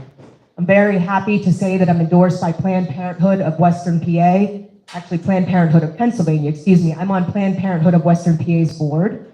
I'm also endorsed by the Allegheny County Democratic Committee, Allegheny County Labor Council, recommended by the Allegheny County Bar Association, and your own state rep, Dan Franco. I'm so appreciative of your endorsement. I hope that you guys will consider me for one of your 8. Thank you so much.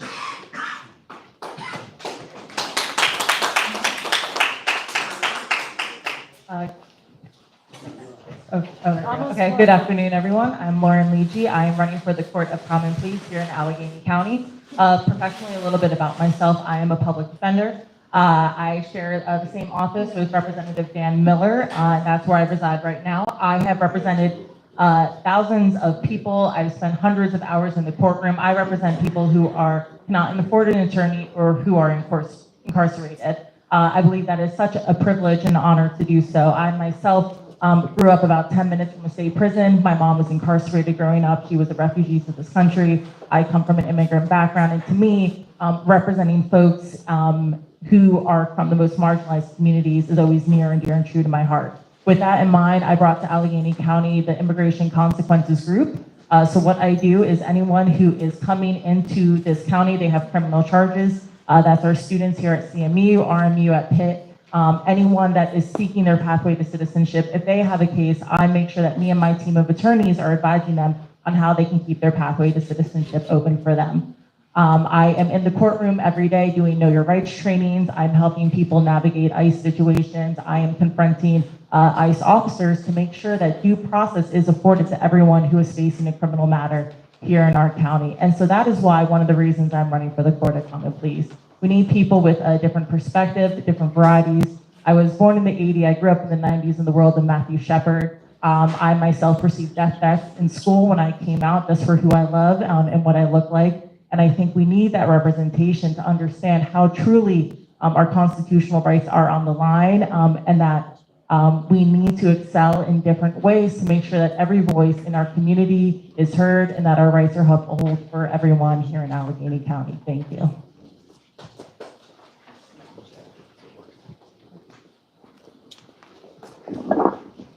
Thank you. And we're going to continue on with our questions. And we'll, if you don't mind starting again, we're going to run them right down. And this is a up to 30-second answer. You might have noticed we You might have a good idea of what the question might be by now. Unlike our poor first panel, who was completely caught off guard, my apologies. Who is your favorite Supreme Court justice, past or present, and why? This is an up to 30-second response. To me, this is Justice Sonia Sotomayor. She is the third woman elected to the bench. She was also the first Latina elected to the bench in 2009. To me, that is important because she grew up as a Puerto Rican woman in New York City. She has a very similar upbringing to me and my family. Like her, I also went to an Ivy League undergrad and knew just how much the Black and brown community needed to excel to be taken, quite frankly, seriously in the legal profession. So she has been a true advocate for me. She has stood up for race and criminal defense reform like I do myself. So she is a true inspiration to me. Thank you for the question. For me, it has to be Notorious RBG. She was such a trailblazer. The discrimination that she experienced, even just trying to go to law school and then trying to find a job, even though she excelled while she was in law school. I think she tried 6 cases, before the U.S. Supreme Court, won 5 of them. Won 5 of the 6 cases that she tried on gender discrimination. And so she was also a massive champion of LGBTQIA+ rights. And because that's my position, I'm so appreciative of everything that she's done for us. Thank you. Warren.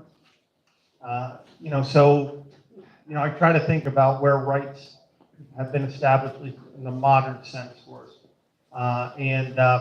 We just did an event. Sorry. We just did an event that had to do with Gideon in Harrisburg. So much of the things that we're still fighting over were things that had to be established in a very brief period of time. And in order to get so much done and take a broader view of how we would apply the Constitution for everyone, it just is an incredible amount of work. For me, it would be Thurgood Marshall, and it's because he was a defense attorney and a plaintiff's attorney, where he went into hostile territories. Everyone talks about being fearless, but imagine during Jim Crow and sticking up for civil rights in areas where they were trying to lynch you. That's important. That's important, to be fearless and to be strong and confident, and he was. He was trying cases at the Supreme Court after having been an attorney for just a couple of years. He was brilliant, and that's why he's my favorite Supreme Court justice. Thank you. You can hold him out.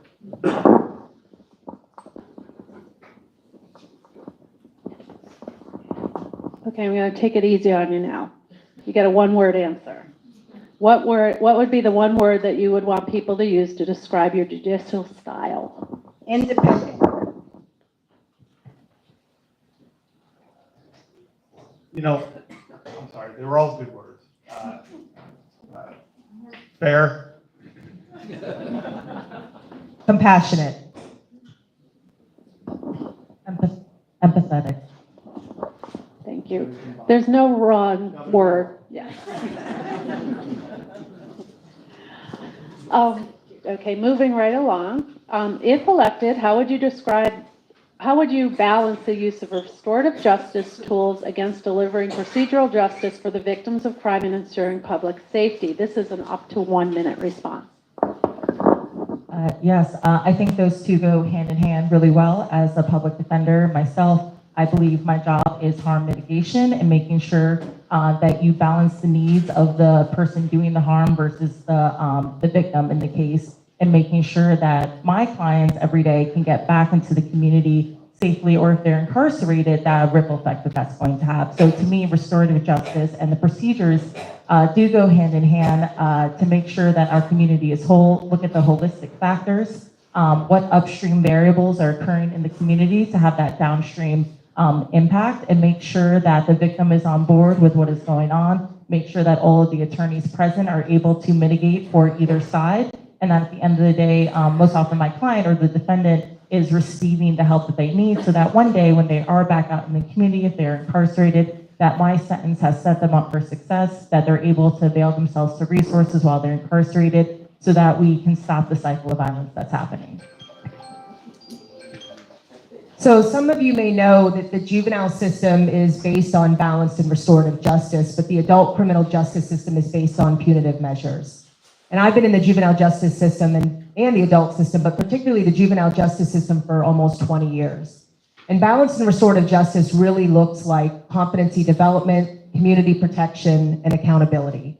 And I really believe that our criminal justice system has to shift away from a purely punitive approach to a similar model that is utilized in the juvenile justice system, because when you hold someone accountable, which is one of the foundational elements of that system, but you provide them with competency developments, the services, the skills, the support, you then have community protection.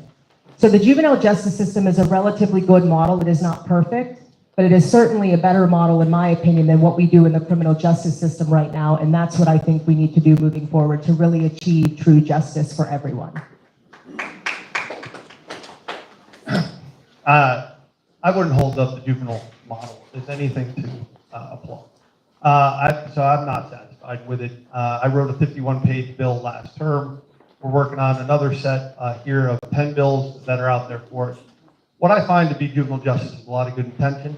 There's no doubt that I appreciate a lot of people's work, and yes, it may be better than some aspects, but we're, in my opinion, we're looking at a difference between a D and an F here. In my experience with it, in the bill that we wrote, you could both be pro-victim rights, which we were in the bill, where we make sure that victim financial dollars get paid above court obligations, and still be pro-breaking cycles with the children that are there. They're all children, breaking cycles.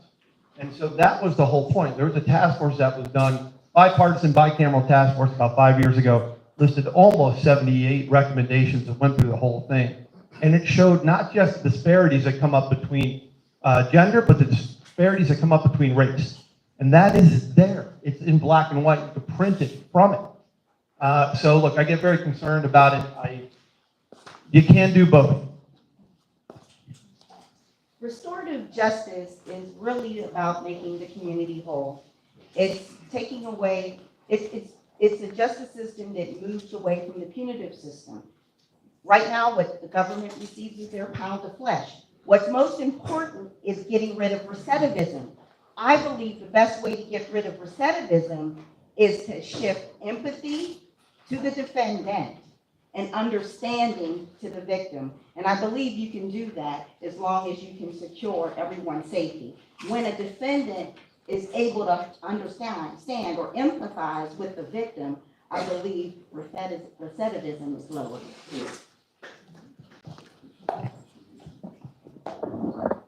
Okay, moving right along. We have another up to 1 minute response question. I'm sure you know them all by now, but which Supreme Court decision most informed your approach to constitutional interpretation? Well, originally I was thinking of Plessy versus Ferguson and Brown versus Board of Education, and then it was said a lot, separate isn't equal. So I want to say something different because due process is important. And right now, what we're seeing with immigration, and I'm thinking about the late conservative judge, Antonin Scalia, who said that immigrants deserve at the very least due process. The due process is important because imagine you have the Department of Justice saying that everybody on that plane is a gang member or are criminals. However, they refuse to release who was on that plane. So guess what? None of them got due process because they didn't have an opportunity to be heard. And so when I'm going around campaigning and people saying, oh, I'm not for illegal immigrants, the first thing I say is, how do you know they were illegal immigrants? We don't know that. Due process is important in everything. So when a conservative justice says immigration or immigrants deserve due process, that has an impact for me. So I grew up on, my mom was an immigrant. I was a food stamp, free lunch, Head Start kid. We knew the disparities economically rather quickly and easily. One of the things, though, in my love of our country was in also recognizing where it falls short of itself. Most clearly it does with economic access to courts. The Gideon decision I referenced earlier, we just got done talking a bit too about how you can sit there and recognize right, whether due process or anything you want to talk about, in every aspect of the court system, and recognize that if you happen to be poor, your access to that system is almost non-existent. So it's great that Gideon, which is so important on the criminal concept for it, well, it's great that that's there. But that was supposed to be the launching point for where we're supposed to be going. In order for our system to work, we need the rich and the poor to have access to it entirely. And that means in relation to housing and every aspect where we are not yet providing enough support for indigent services. Our state isn't there. We're barely getting to the game thanks to Josh Shapiro and Austin Davis, but we have a long way to go to provide equal access in the entirety of the court system. Thank you for this question. For me, it has to be the Hodges decision. As most of you guys, I'm sure, know, the Hodges decision essentially made universal the right for gay marriage across the United States. And, up to that point in my life, it took me a long time to accept who I was, to accept my whole self, because I didn't have an example of that in front of me. And my partner and I had been together for 7 years. 7 years. And we didn't have any of the fundamental rights that Hodges instilled in terms of due process in the 14th Amendment. And so thankfully, the Supreme Court entered that decision. However, after the recent Dobbs decision was handed down, the same legal reasoning that essentially took away the rights we enjoy under Roe is the same legal reasoning that the justices originally used in Hodges. So as we sit here today, we are under attack. We don't have the rights that we had. For the first generation, we actually have less than the women before us. So thank you. Thank you for that. And my answer would be Padilla v. Kentucky.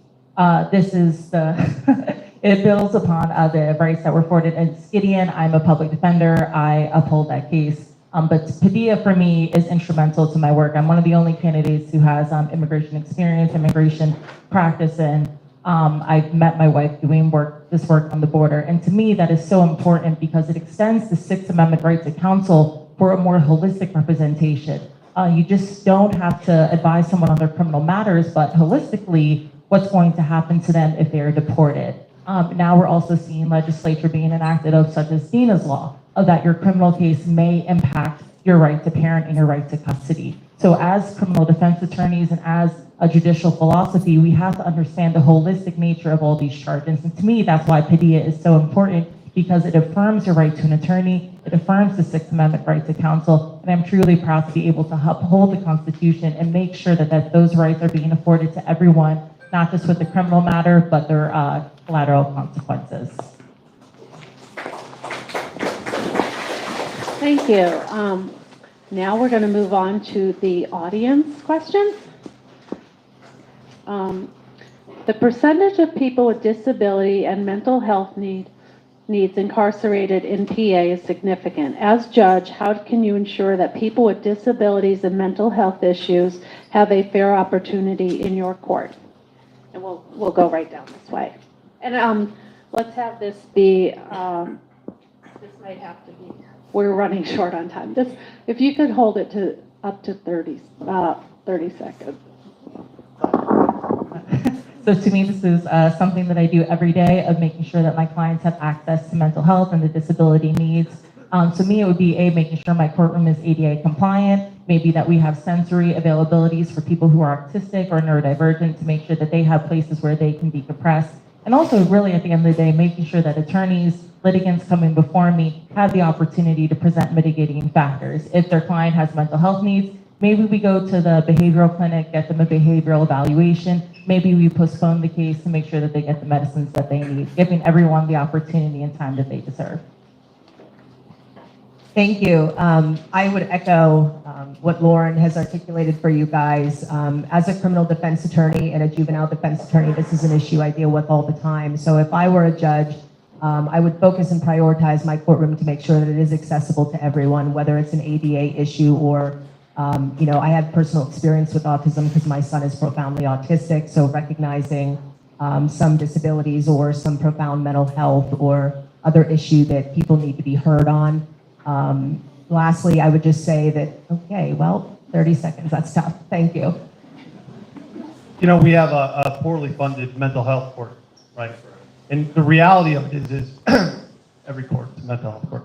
Okay, so we're acting as if the majority of cases that aren't rolling into criminal and family don't involve disability and mental health. 90% of them do. But the majority of our clients as public defenders, there's no doubt about it. It's going to impact across the board. Many times we're having arguments with judges when they would say, hey, look, your client didn't complete mental health. Your client still needs to do mental health.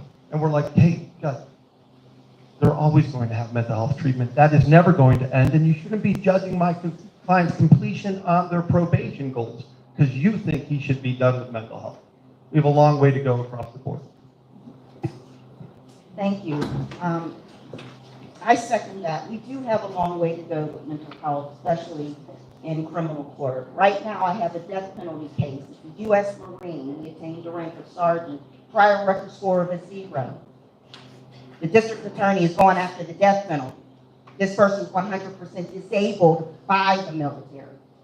There is a lack of understanding about mental health, and we make people who suffer with mental health a pariah. A lot of criminal charges are brought to people who suffer. As a judge, I would be very compassionate and empathetic about that. And I would challenge those public officials to decide to put a feather in their cap to get ahead in their race.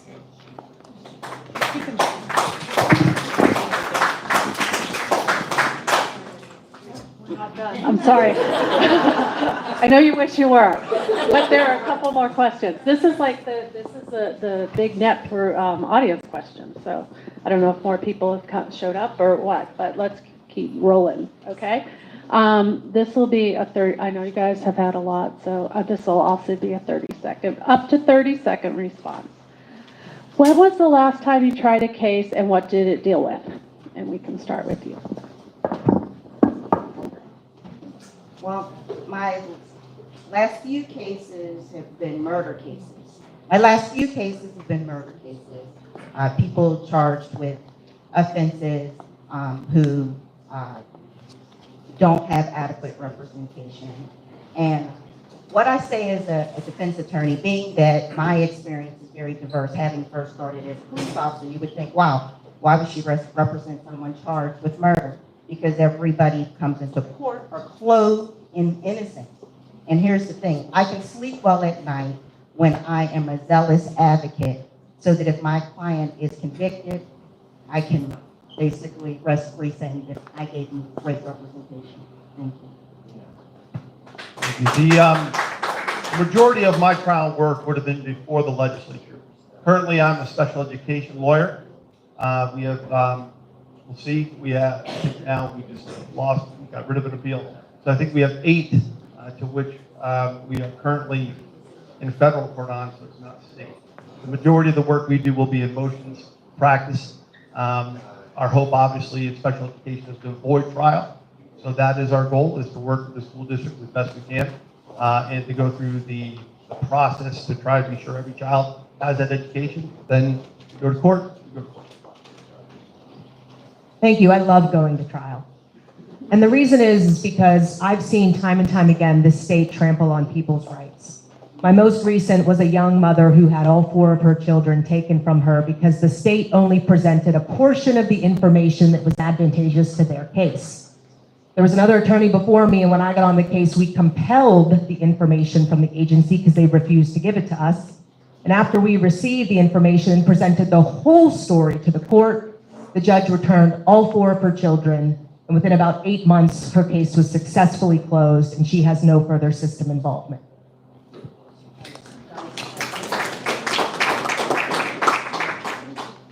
And for me, so I've had a few cases just these past 3 weeks. The first one, I was an assistant chair, which I wasn't the lead attorney on a jury trial, assisting a colleague of mine with her first jury trial. There was a jury that was picked. We did opening, closing arguments, presented evidence.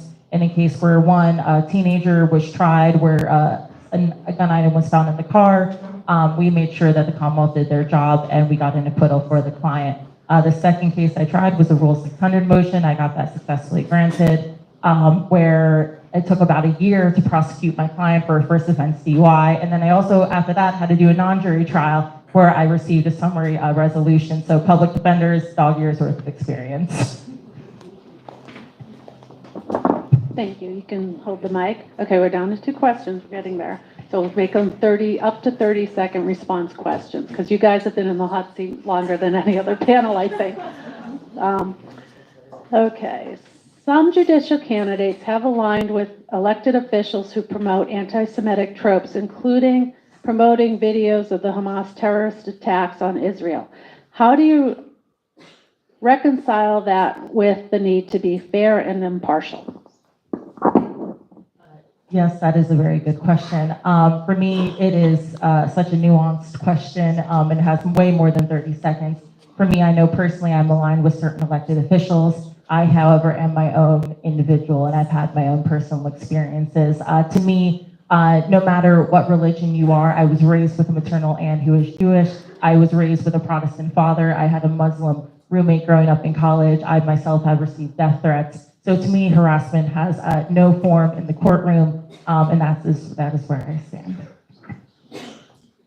Thank you. As a judicial candidate, because of that role that we are all seeking, it's incredibly important in my perspective that we seek support from everyone who may appear before us, because fundamentally we are supposed to be fair. We are supposed to be just.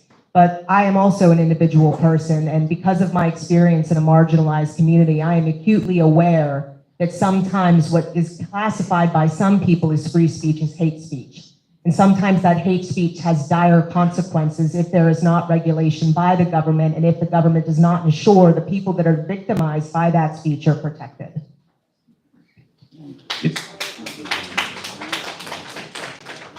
You know, I appreciate the question for it. My aspect for this would be is to look at records. Look at records. I cannot go through, I think, I don't know, 150 people's endorsements. I'm aware of some people have brought some things, I haven't seen it yet, brought some things up. I'd like to tell you that I have 100% knowledge of everybody in, or that I hold my friends to 100% of everything I agree with. I don't. We're not always going to agree. We are Democrats for it, right? I've been a member of the Jewish caucus since it started. I voted in support of the BDS issue with it, and I was be sure to raise my hand when we did the resolution to condemn the October attacks. That won't change. My position doesn't change, and I'm not aligned with anything except my record for you to consider. So I hope that that's what you'll take away. The judiciary should be independent. You can be friends and you can form alliances, but the judiciary should be important. And right now, we're entering what I call a slippery slope, where we see immigrant students being rounded up because of their protests. Now, America is America because we can say things except for fire in a theater, or pull a fire alarm, or cause a riot. Everything else is above board and we're allowed to say. It's not important. I'll put it this way. It's more important to be able to have that say, being that we're in America. So at the end of the day, it's not important to hear what a person is saying unless you are opposing it or a believer or stopping that language from taking place, but giving their freedom so that we can have that conversation.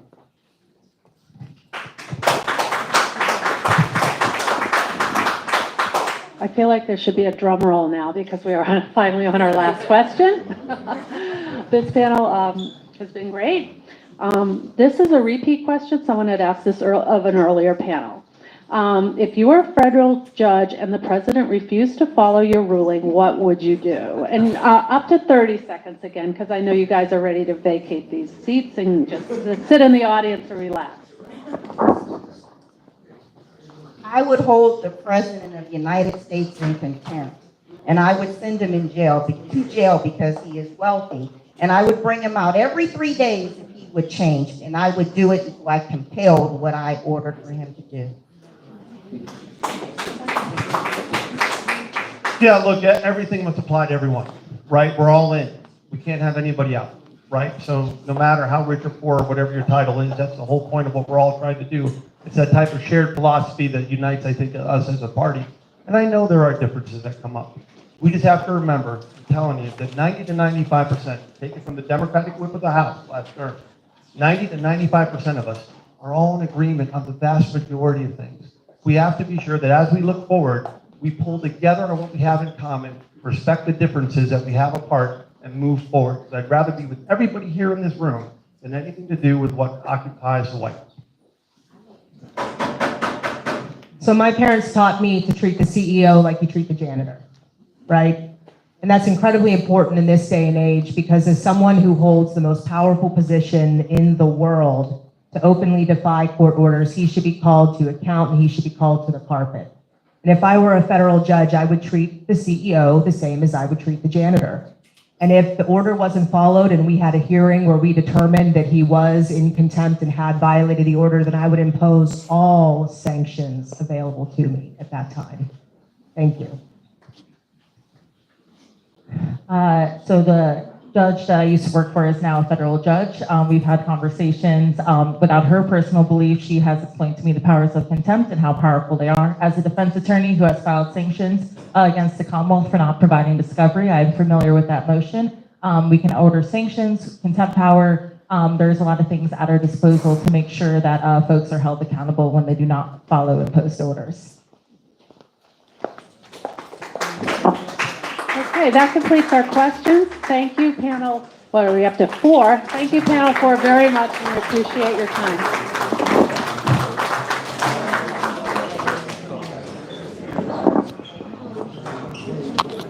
Okay, well, we're going to change out and we're going to call up, bear with us, we're on our 5th of 6 panels before we take a break, so we're going to call up panel 5, which includes Matt Rutsky, Judge Rutsky, Michael Sullivan, and Anthony DeLuca. Please give us a moment while we change everything out.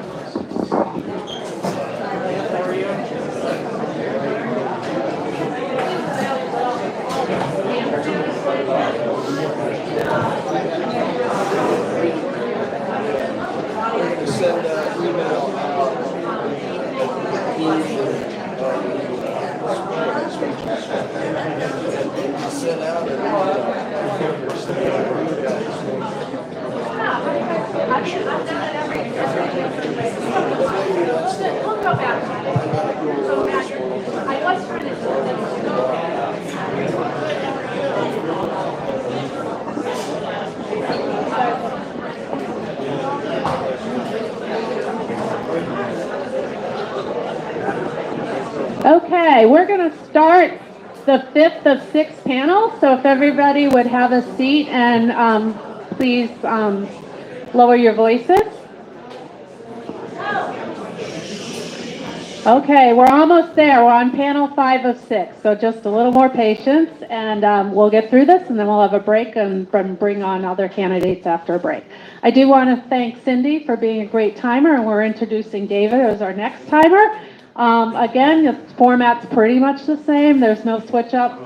Each candidate's going to have 2 minutes, up to 2 minutes to give an intro, and then we'll do questions. And then if any audience member has a question, just raise your hand. We'll bring a card around, and then raise your hand to have it collected, and we'll have whatever audience questions come up to our panel. Okay?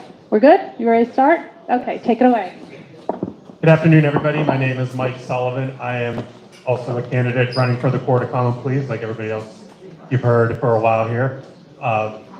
So a little bit about me personally. I live in Mount Lebanon with my incredible wife and 3 boys, aged 15, 7, and 6. So it's a loud household with a lot of wrestling, which is good.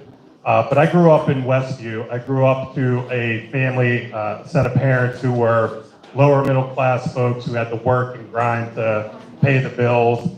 They weren't just raising me, they were raising a special needs sister. So I was instilled with the values very early that you have to work hard to get ahead, and you have to fight for people who need your help and help them get what they need in life as well. So those values are what I've taken to my career, and I've been an attorney now for 25 years. I work now in the area of criminal defense. I also do a little bit of family law. But most of my career and what I'm most well known for is my work as a domestic violence prosecutor. For approximately 20 years, I did that work here at the DA's office in Allegheny County. And the last 8 of those 20 years, I was the supervisor of that unit. And that experience really informs why I'm running for the Court of Common Pleas. A lot of times during my career, I've walked out of a courtroom with a victim who felt like she was not understood, her case was not heard, and her issues were not understood, and her case was second class. Nobody's case should be second class in the Court of Common Pleas. And even now, my clients feel some of those same emotions. So we need to have judges who listen to people and understand what their issues are so they make good decisions. We also need judges who are willing to work outside the courtroom to find innovative solutions for restorative justice problems and balance that with public safety. So that's why I'm running. Thank you very much.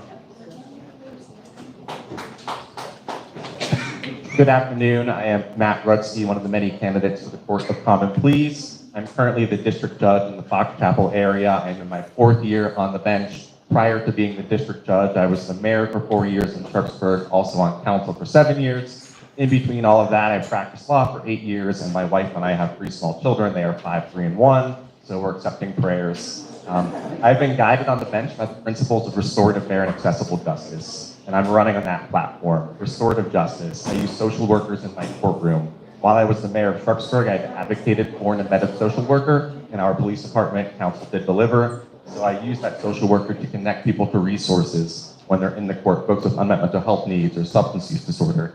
Fair justice. I do not use cash bond except in very limited circumstances. If someone has a detainer or a hold, I'll put a small bond on them so time can start accruing on the new charges. But public safety is important to me. My father was a police officer for 41 years. As a mayor, I ran a police department, and having those 3 small children. I will deny someone bond if no conditions can guarantee the safety of the public. Do not want to perpetuate a two-tier justice system. Accessibility, when I took the bench, I became the 2nd judge in the county to introduce a night court option. I taught on a Fulbright for 1 year. I learned that kids belong in the classroom. So I do night court first Thursday of the month. We also reserve time for working folks and families to come in for landlord-tenant court or for traffic court. I don't want people losing a day's earnings when they're trying to save their housing. And I also am the only judge in the county to use therapy dogs in my waiting room. The importance there is if someone is stressed out or has anxiety, dogs help reduce that stress, they help reduce that anxiety, they help lower the temperature. So when that person comes into the courtroom, we get better outcomes. The why for me is I've had meaningful outcomes, effective outcomes in my court. I want to scale that up to all of Allegheny County. I've handled 15,000 cases in my 3+ years on the bench. So I've got the experience, I've got the temperament, and I want to deliver to everyone. Thank you for your time. Thank you. My name is Anthony DeLuca, and of course, I'm running for the Court of Common Pleas as well. Before I forget, I'm very proud to be highly recommended by the Bar Association, endorsed by the Allegheny County Democratic Committee, and endorsed by the Allegheny Fayette Labor Council. You may recall I've been before you before. This is actually my 3rd time running for this court. Last time, I finished 2nd with 1 seat available. I actually finished 2nd in the primary and had the opportunity to take a knee and support Pat Sweeney through the general election. So that brings me to what is a good Democrat? Well, a good Democrat is many things, but one thing a good Democrat is loyal. And I've shown my loyalty to the party, and I always would show my loyalty to the party as I should. The second thing a good Democrat is somebody who works to help other people, not just themselves. And I think that is maybe the core of what being a Democrat is. And I've made a career doing that. I was fortunate to do well in law school. I graduated magna cum laude from the University of Pittsburgh School of Law. And because of that, large firms came to knock on my door. No offense to anybody who practices any area of law, but I was offered more money than I'd ever seen in my life to do toxic tort cleanup, Superfund litigation. And so I almost considered doing that. And one day I was laying in bed and I said, I went to law school to help people. And I don't care how much money it is, I want to do that. And so I've built a career on helping people. I'm very proud to be a union labor lawyer. There is not a union labor lawyer on the bench currently in Allegheny County, even though there's 43 judges, and we need that representation there. I fight for working families every day. And finally, I started mental health court in Allegheny County. So thank you very much.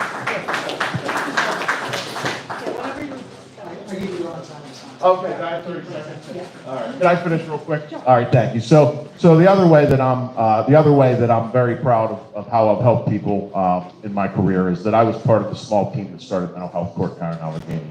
I represent individuals pro bono constantly with mental health challenges in the criminal justice system, and there are a lot of changes we need to make. But my passion is helping people in that circumstance, and so I hope I can have one of your endorsement votes. Thank you so much. If you wind up with the mic, just hold it. Okay. I'm going to shake things up again since you're all familiar with the questions and mess up the order on you. Okay, I'm going to mess up the questions a little just to switch things up because everyone's getting tired. But which Supreme Court decision most informed your approach to constitutional interpretation? This is an up to 1 minute response. And so I was hoping to be the first one, but somebody grabbed this on the last panel. Gideon v. Wainwright is very important to me. As somebody who's functioned as a criminal defense attorney for the last 20 years, I have seen in my career the effectiveness of counsel for individuals. Everybody has to have an advocate, and what that decision is it basically took the right to counsel from the federal government and applied it to the states and allowed indigent defendants to have the proper counsel in our courts. And we need to continue that straight and make sure that those offices that provide that type of counsel are properly funded. And I believe that that's very important to our society. Thank you. This will go to the importance of the retention votes for our Supreme Court justices. So up until very recently in Pennsylvania, at a preliminary hearing where a magistrate is trying to determine whether or not the Commonwealth has made a prima facie case, they were allowed to use only hearsay to prove their case, which is bananas to think about. Just hearsay could be used to prove the entire case. But now with McClelland, that was in 2019, I believe, and then a subsequent case, the Commonwealth must present non-hearsay evidence to prove the elements of all of the crimes that were committed and also to prove the identity of the defendant.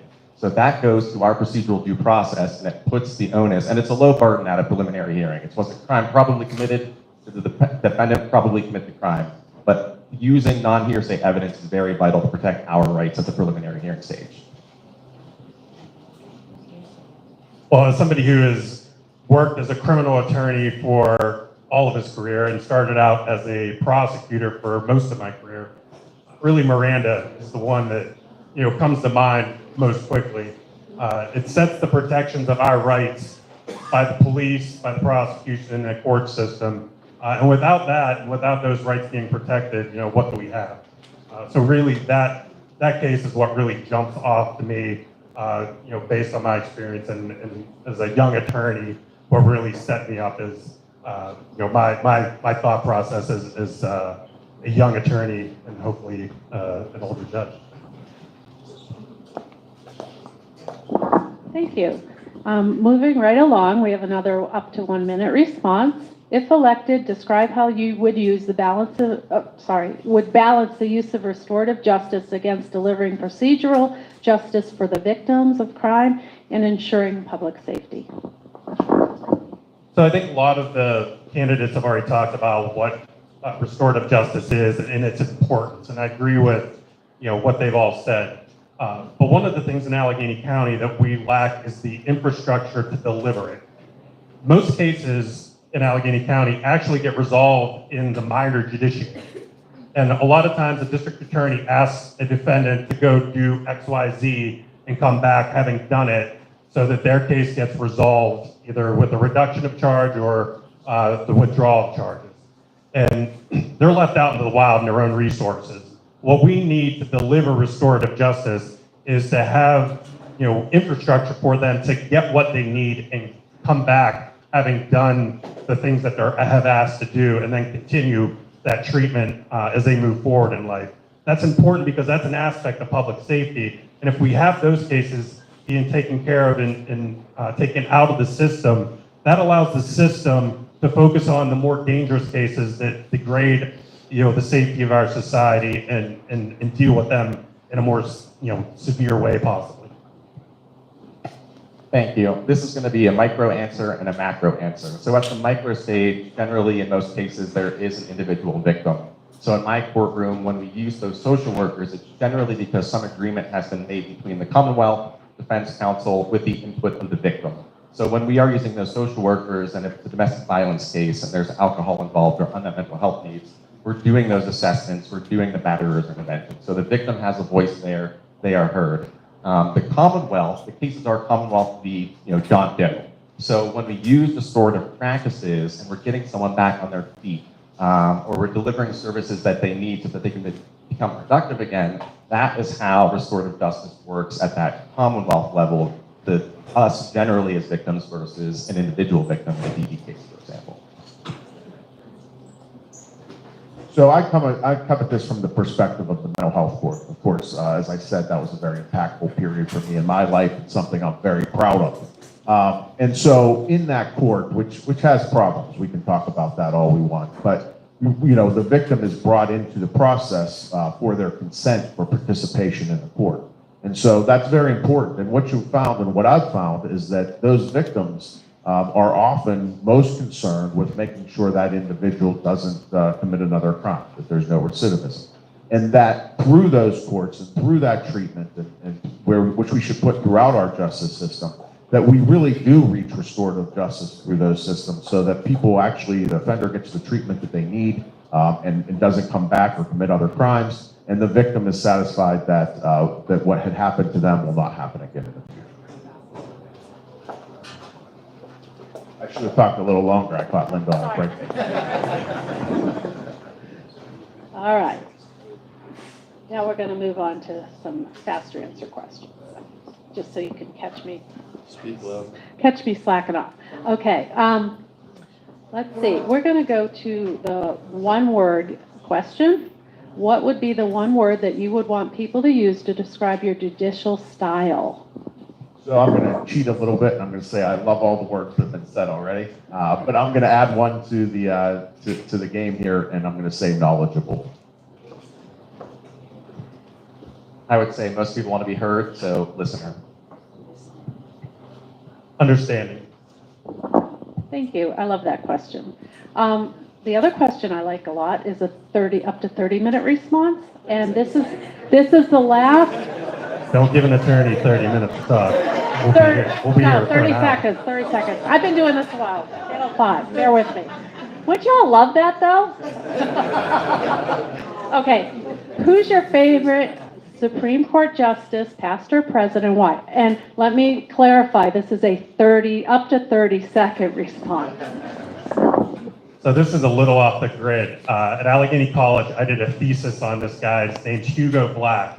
He went from being a member of the Ku Klux Klan to renouncing that backward ideology to then writing some of the most important civil rights decisions that the Supreme Court has ever decided. So I don't know if he's my favorite, but he's certainly the most interesting to me of many of the Supreme Court justices that we've had over our nation's history. I was going to say Earl Warren, but Dan Miller took that one, so I'll go with Chief Justice Taffy of the Pennsylvania Supreme Court, and I keep a quote from one of his opinions on the door to my courtroom and also behind me on the bench, and it says that judges are the bulwark between the government and the people, and that is something that I believe in. We exist as the third co-equal branch of government, and it is our job to stop the legislative branch and the executive branch when they are violating the Constitution and our laws. I thought I was going to be first on this one, but I was beaten to the punch earlier too. But I'm a big fan of Justice Brandeis, both for his legal career prior to becoming Supreme Court Justice and the work he did on the Supreme Court. The creation of the Brandeis Brief, which brought in a lot of different evidence into the court that ultimately allowed for better decisions, in my opinion, in the court. His work and his work with privacy. And the improvement of our society. And I think the modern constitutional law is really based upon the work of Justice Brandeis.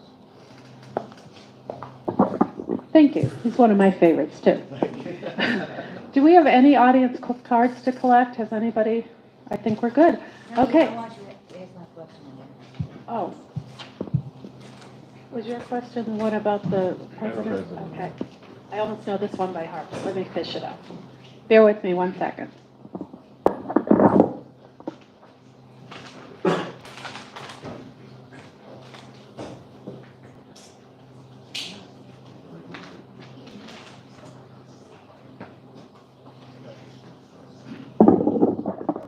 Okay, and closing out with one last audience question. This will be up to 30 seconds, and then you guys are finished.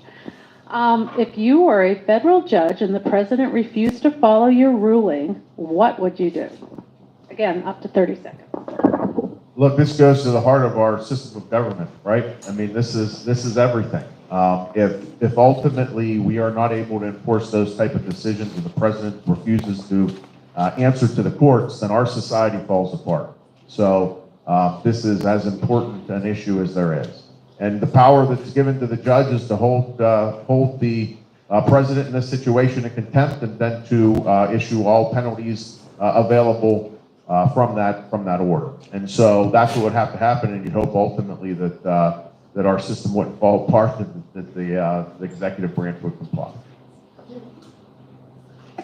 Nobody is above the law. I would use my contempt powers. Also beyond that, the president would likely be represented by lawyers, and lawyers can be sanctioned. You can take away their ability to practice. You can fine them. You can also put those lawyers in jail as well. So again, I would use those contempt powers. You have U.S. Marshals. You can bring the president to federal court. I don't know if I can just say ditto. Can I do that? I think we've all answered this question in a similar way. Again, you know, like Matt said, nobody's above the law, including the President of the United States. As the foundation of our nation, the rule of law is the only ruler that we really have in this country. Our Constitution, our separation of powers, it all needs to mean something. And if the President isn't complying with an order from a co-equal branch of government, well then whatever penalties we can levy on that President need to be levied. Jail time, fines, whatever it needs to be, yes. Thank you. And before we close out your panel, I just want to mention to everyone here, because they may not know this, that we worked with the judicial candidates to find their preferred time slots and then used a virtual dice roll to determine who was going to be in what panel and when their panel was going to come up. We just want you to know we tried to create the fairest possible way of having you all speak, and we're very thankful for you to come up and give your time and answer our questions for us. And with that, I thank you for your time, and we'll let you go while I call up the last panel.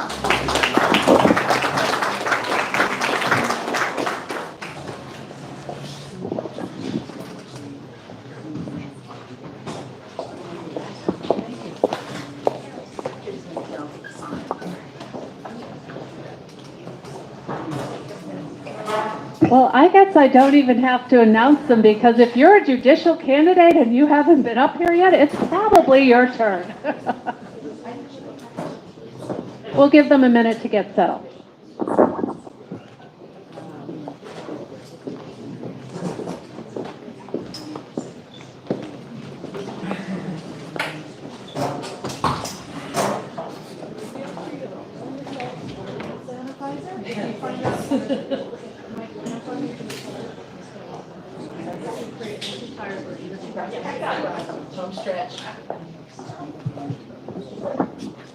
Okay, everyone, we're going to start with our last panel, panel 6. And before we get started, I want to remind everyone, in case you came in late and missed the earlier spiel, you'll see QR codes around the room. Those link to our website, and our website has been overhauled to include a section, a voter information section that's going to have all information on all the candidates and all the judicial candidates, complete with bios, answers to questionnaires, links to their websites, bar ratings, etc. So be sure to scan that, check it out, let your friends know about it, share it on social media. And since we just had our commercial announcement, we're going to end that and turn to our last panel. We're going to start with Dennis, and we are going to give up to 2-minute intros and bios, and then we'll start in on our questions. I'm sure you know the drill by now. Hello, everyone. My name is Dennis Berry, obviously running for judge. And I am thrilled to be here today, and I'm thrilled to be uniquely positioned to fill a critical need in the court today. And I'm sure you asked, what is that critical need? The critical need is this. There are 8 positions that are available. 8 judges vacated their seats. 5 of those judges were civil division judges. 5 of the 8, a third of the cases in Allegheny County in 2023 were civil division cases. So we have to replace 5 civil division judges. I am a civil division litigator. That's what I've done for 30 years. For 30 years, I've consistently represented clients in that division. I've worked from the very large types of cases all the way to the very small types of cases. And this very talented candidate pool, you heard from them. They're all very qualified in what they do. Family lawyers, criminal attorneys, and magistrate judges, and all play an unbelievably important role with the court. Unbelievably important. However, I'm a civil litigator, and I've been for 30 years. I've been, after law school, I worked hard, and I worked for a nationally renowned civil division law firm for 10 years. I have worked as a solicitor for many different boroughs, townships, cities. And with that, I've represented every type of client and effectively every type of case in the civil division. I sit as an arbitrator and hear appeals in 2 different counties from magistrate judges. There is a need. There's a need in the court. I would hope that as a very qualified civil division lawyer who I've devoted my whole career to, that you would consider me tomorrow and on May 20th in the primary to fill one of those 5 judge positions that were vacant. Thank you very much. Hi, everybody. I'm Hillary Wheatley. I am also a candidate for the Allegheny County Court of Common Pleas, one of the last of the day, and I appreciate your time and attention.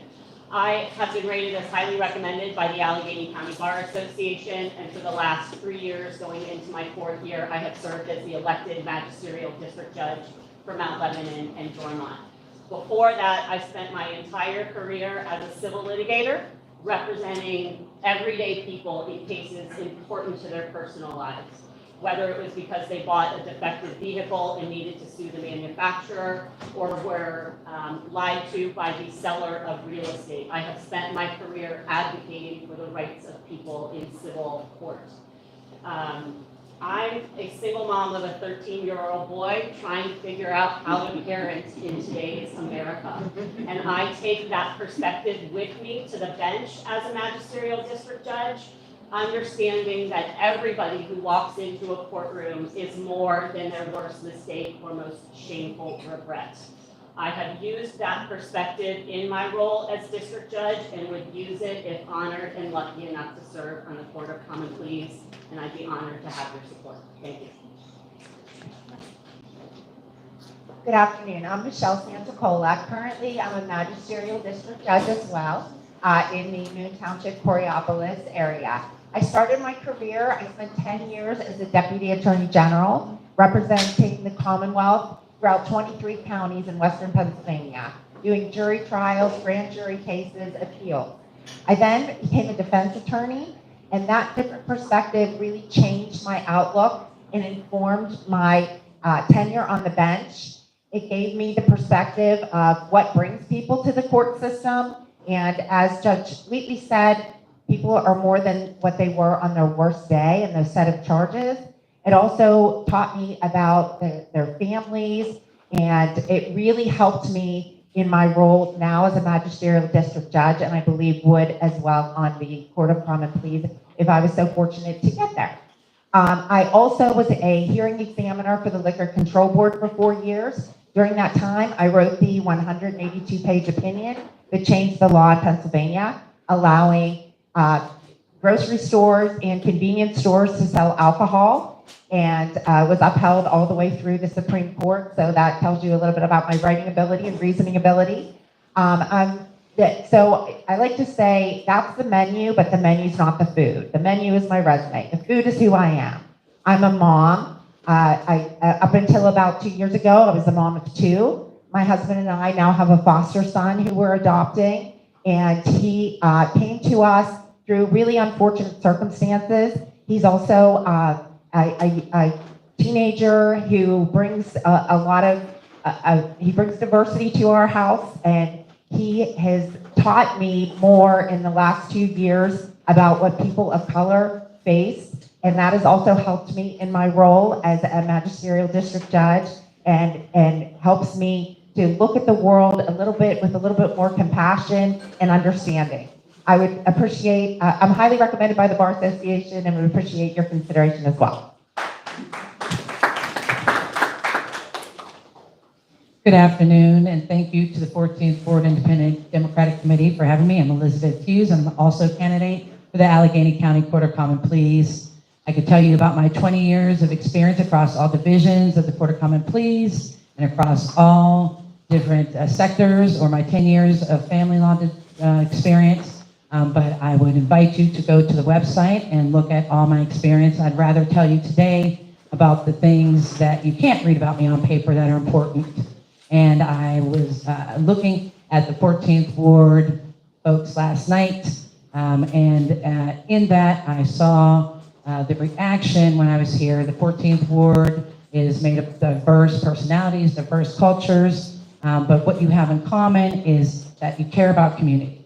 And I saw the reaction in the room when there was one word that was spoken last night, and that word was empathy. And if you support me as judge, one thing that I can guarantee that in my courtroom, empathy will always have a place in my courtroom, respect will always have a place in my courtroom, cultural competency would always have a place in my courtroom, and fairness above all would always have a place in my courtroom. What would never have a place in my courtroom is bias and incivility.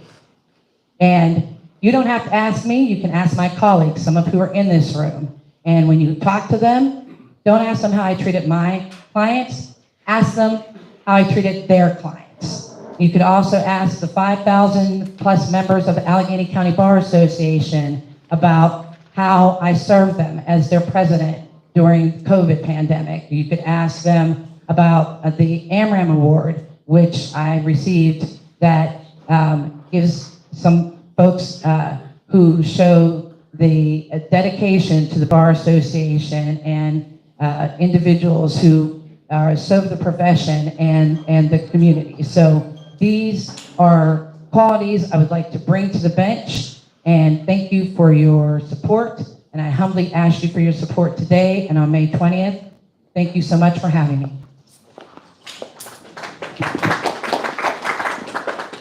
Okay, we are going to begin with our questions. They're going to come as a complete shock to you by now, I'm sure.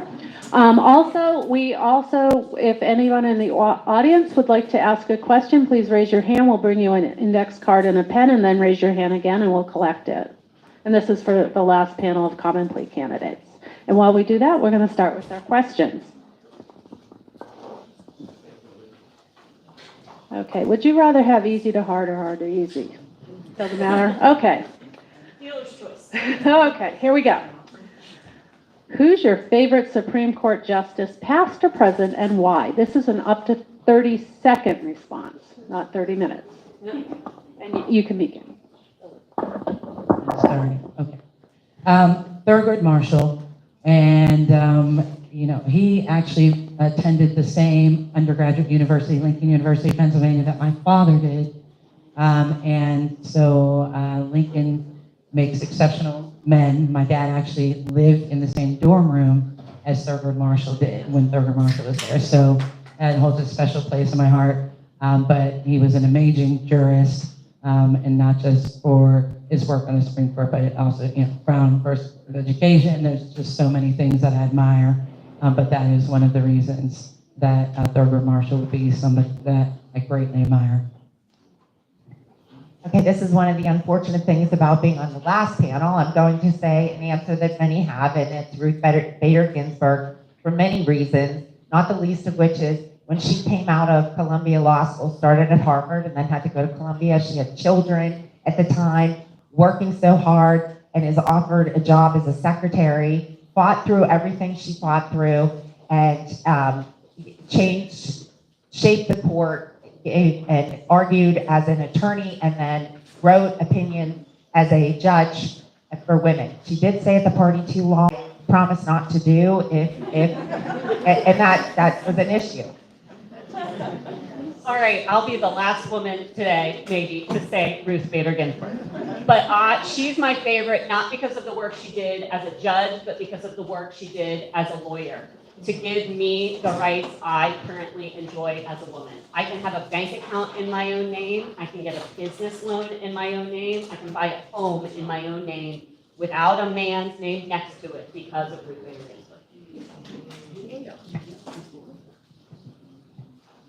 I'm going to go with the Pennsylvania Supreme Court Justice, Justice Matthew Baer. And the reason why I picked Justice Baer, when I was in working after Notre Dame undergrad, when I was working my way through Duquesne at night, I worked for the county law department. And before I even had a license, I was in juvenile court representing children in youth services and hearings. I had the honor of being in front of Judge Baer, Justice Baer. He taught me how to be civil with every person in that courtroom, from the children, the parents that were there, having most likely the worst days that they have. So because of that, and that relationship I had with him, and what he has taught me, for me, undeniable Justice Baer. Thank you. We're going to continue on. A one-word answer to this question. What would be the one word that you would want people to use to describe your judicial style? We'll start. We'll go in order. Well, for me, the little sign I have here says, very fair, very just. Dennis Berry for judge. So to me, very in front of any of those words is one word.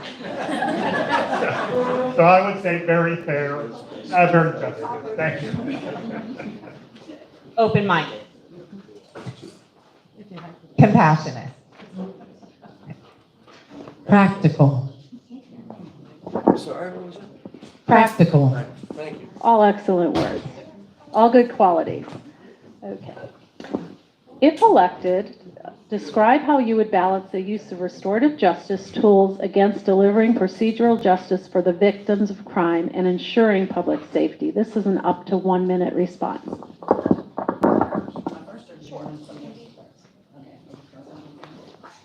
So I think restorative justice is a very valuable tool, and I think you have to take in consideration the victim to make sure that the victim, it's valuable in certain crimes. You don't want a victim who's been, maybe a victim of rape or some other kind of violent crime.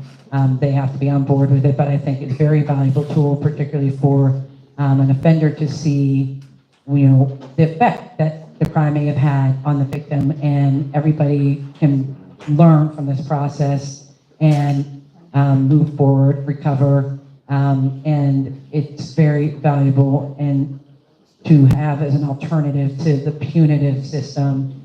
And restorative justice, I think, is so valuable in juvenile situations, and I think that is something that we don't look at as much or look at when we're talking about diversionary programs instead of delinquencies, using that in the system, in the juvenile system. And I think particularly the younger offenders, how valuable that can be to have younger offenders understand the nature of their offenses on their victims. And it can be very, very healing and positive to move forward and to get them out of the juvenile system.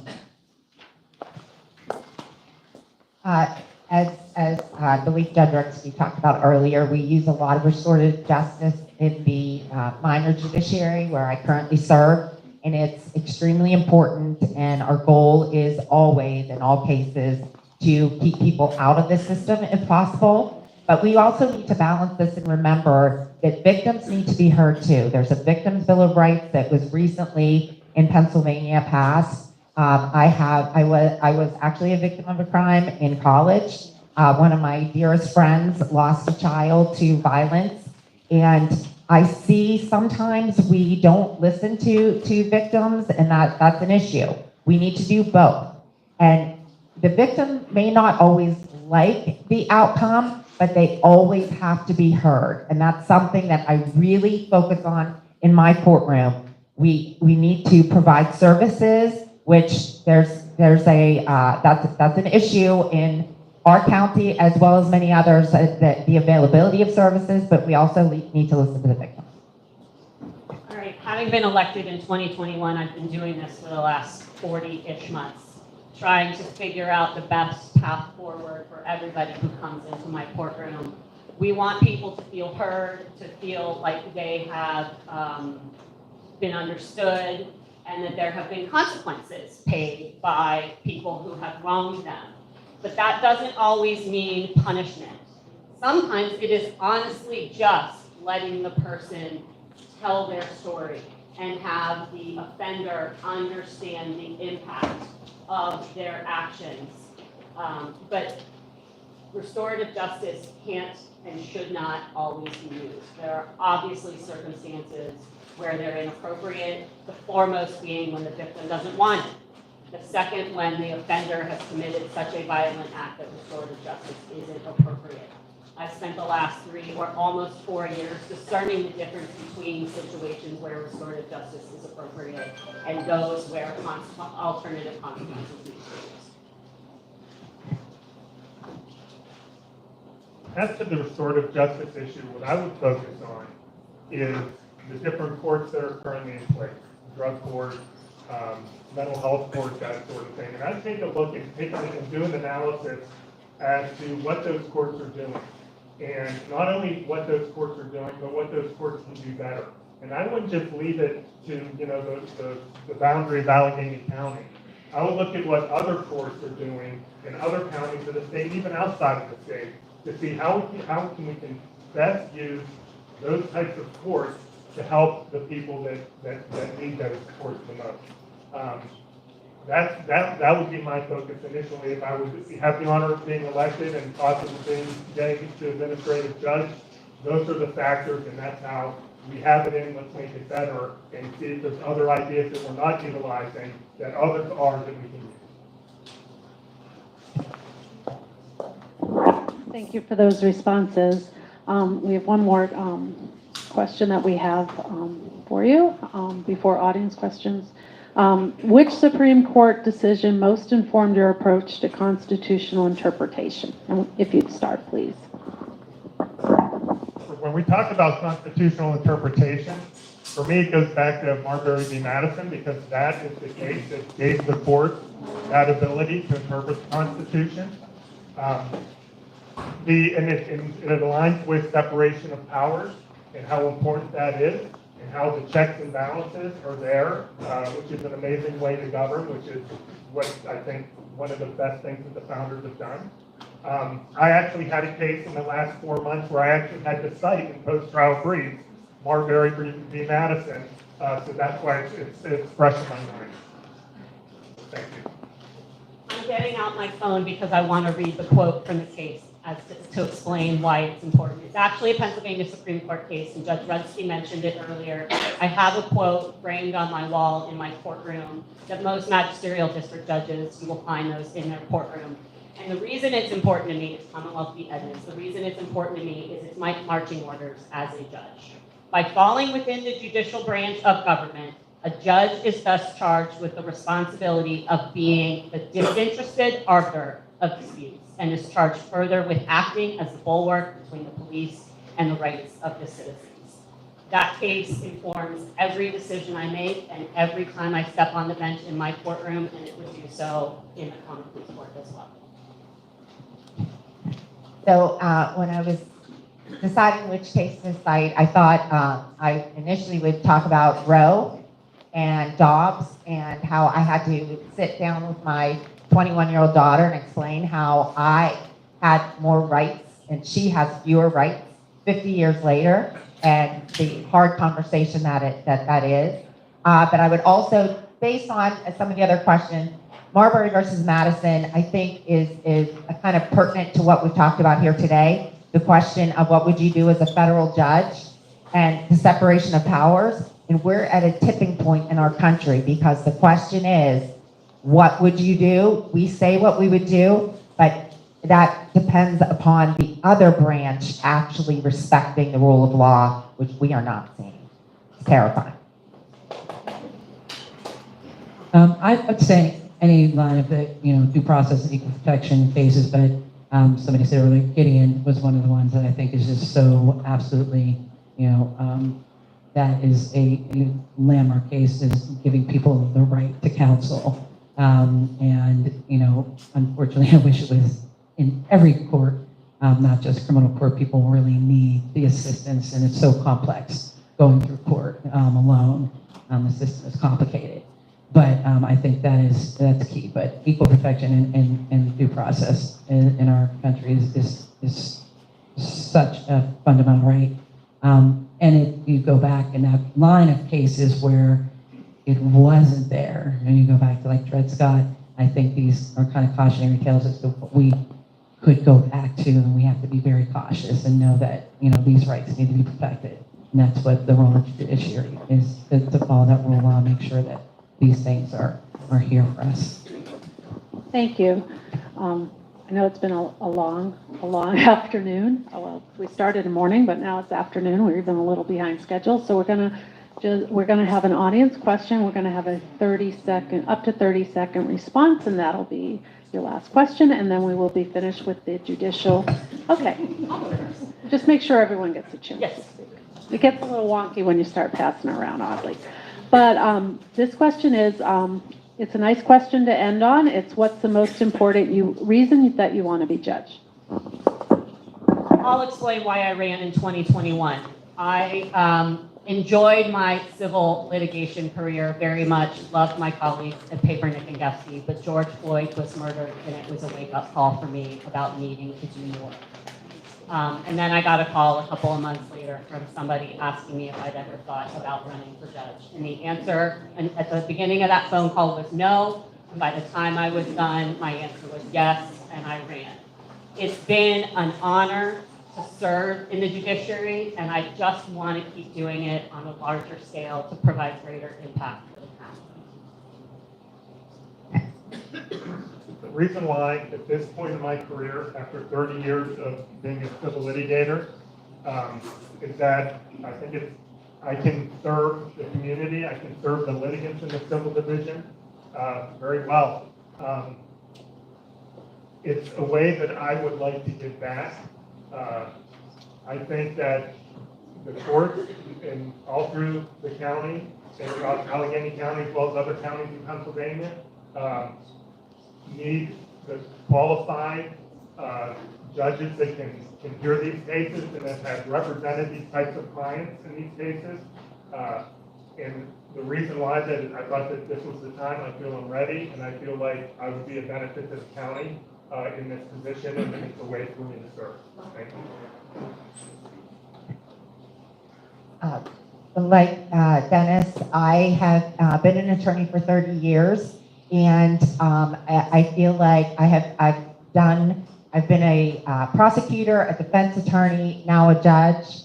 I feel like I have the experience and the qualifications, and we need not look too far or watch the news for more than 5 minutes to see what happens when unqualified people are put in positions of power. So when I decided to run, I wanted to make sure, and my peers on the Bar Association agree, highly recommending me, that I am qualified, and I felt like this was the time. There's wonderful candidates. I'm not saying anybody is not, but I felt like for me, now was the time. Similarly, I felt like, you know, I've been long enough that I felt comfortable with 20 years of experience. I felt like I needed to have enough experience to do the people of Allegheny County the service of having enough experience to serve them appropriately, and having experience across all divisions of the Court of Common Pleas, 10 years in family division, my passion for children and families, prior experience in mental health. I've practiced in all divisions. I was a clerk in the Superior Court. I have experience in performing involuntary commitment hearings, guardianships, leadership in the Bar Association. I'm recommended by the Allegheny County Bar Association. I have experience in also as a in the Pennsylvania D-Board Hearing Committee. So, you know, all these things I feel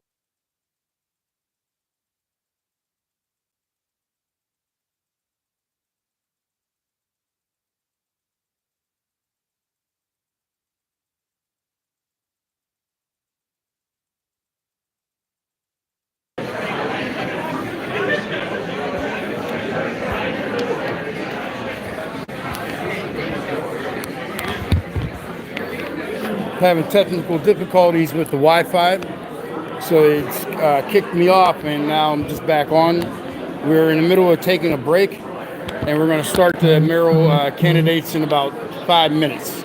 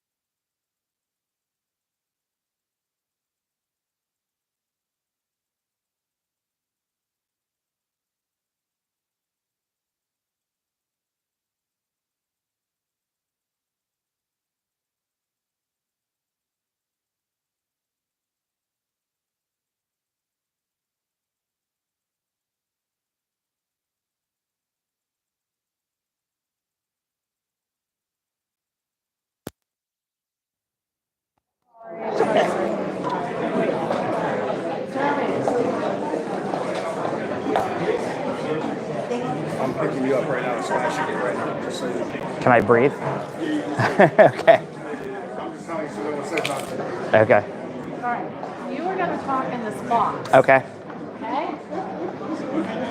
Try to use my mom voice. Stay in the box. I'll try not to get the Okay, this is a 1-minute warning because we are about to start. If everybody would please lower their voices and take their seats.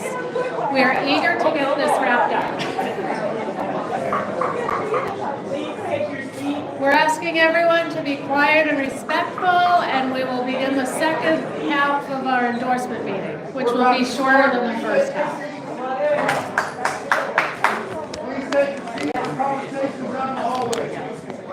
And again, conversations in the hallway can be loud when the doors open, so if you do have to take your conversation out there, please be aware that we can still hear it when the doors are open. 30 seconds. Okay, thank you. Thank you, Cindy. Were you supposed to switch out? You good? Okay, we would like to welcome everybody to our endorsement day, 14th Ward Independent Democratic Club. We'd like to thank all our candidates, all our members, all our volunteers, and all our board members for being here. We have had a very successful day so far. We have heard from 22 common plea candidates, and now we're going to begin the second portion of our program, which will include all the other candidates. And we start first with the mayoral candidate. And for speaking, how long? I think 3 minutes, 2 minutes. We did a coin toss earlier this morning, and Corey won the coin toss, and it will be, he'll go first. He's one of our 2 mayoral candidates, and he will talk for 3 minutes, and then we will entertain questions till we're out of time and have to move on. Does that sound good? Sure. Okay. All right. Thank you. Am I good? Okay. Well, thank you, everybody. I'm Corey O'Connor. I'm running for mayor. I'm running for mayor because we deserve better in our city. Right now, our city is managing a decline instead of talking about growth and opportunity. We aren't being transparent with the public about the financial cliff that we are about to fall over. We are mismanaging our money when it comes to our city parks. When you look at the parks tax, instead of spending money on parks and resources, we spend them on hiring people. When you look at what we're doing with our COVID relief money, instead of spending that on building a city of the future, we went out and hired our political friends. That can't happen if you're trying to build a city of the future to bring people to our region. I have 11 years experience on city council. I know how to turn our water fountains on. I know how to be transparent with our city budget, with our finances, especially when it comes to public safety. I'll know to hire a full-time chief of police because that's the leadership that we deserve in our city right now. I have 3 more years experience as your county controller currently. We have to talk about issues of homelessness, on assistance, on following up to actually help our residents. We don't need $6 million citywide planning studies. I can tell you that Garfield and Greenfield are different neighborhoods. That $6 million needs to be spent on people and places and investing in growing our region again, investing in small businesses, investing in companies that are here that need to expand, investing in new and young entrepreneurs, investing in our immigrant population.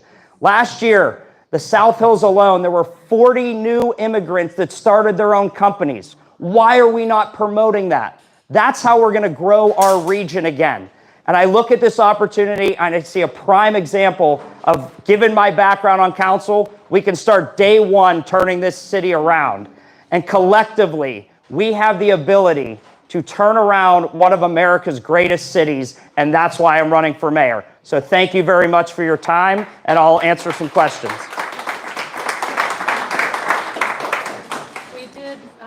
We did solicit some questions from the audience. Excuse me? Oh, I thought it was, it keeps flopping. Hold on. Can you hear me better now? Okay, perfect. Let's see. Many elected leaders are judged by what's gone wrong, but learning and growing from failure is critical to improving upon circumstances for residents. If you could pick a decision or moment in your political career, what would it be? This is an up to 30-second response. 30 seconds. Okay, quickly. I think if I look back, I would have fought I voted against it, but we should have fought harder to stop the 412 building from going through. When I was on council, we lost by 1 vote. But to me, that was a building that $50-something million could have been spent completely differently. We still don't have a one-stop shop if you want to get a permit. If you want to get a permit in the city, it still takes weeks at a time. That was $50+ million we're on right now that we could have taken a site, built affordable housing with a one-stop shop that would have, sorry, you always get me with the stop sign. But something like that, we should have fought harder for, and we lost by 1 vote, and I regret it every time I drive past that building. Sorry. Thank you. For our next question, this is a up to 30-second response as well, sorry. Rapid, Speed all right. talking. Your campaign adds promise that you will fix Pittsburgh's roads and bridges. Where will you get the funds to do so, and why will you be better at doing so? Well, right now, if you look at the current administration, there's a 5-year budget plan. In the 3rd year outgoing, there is $0 for our bridges and bridge inspection. That's unacceptable, given that the state, under Governor Shapiro, has probably fixed or built the most bridges in that short time frame of a governor. So for me, it's leadership. It's working with the SBC. It's going to the state to fund those bridges and roads that we need. But we also need money. And when it comes to money, we have a huge opportunity with a pilot program from our nonprofits that they would...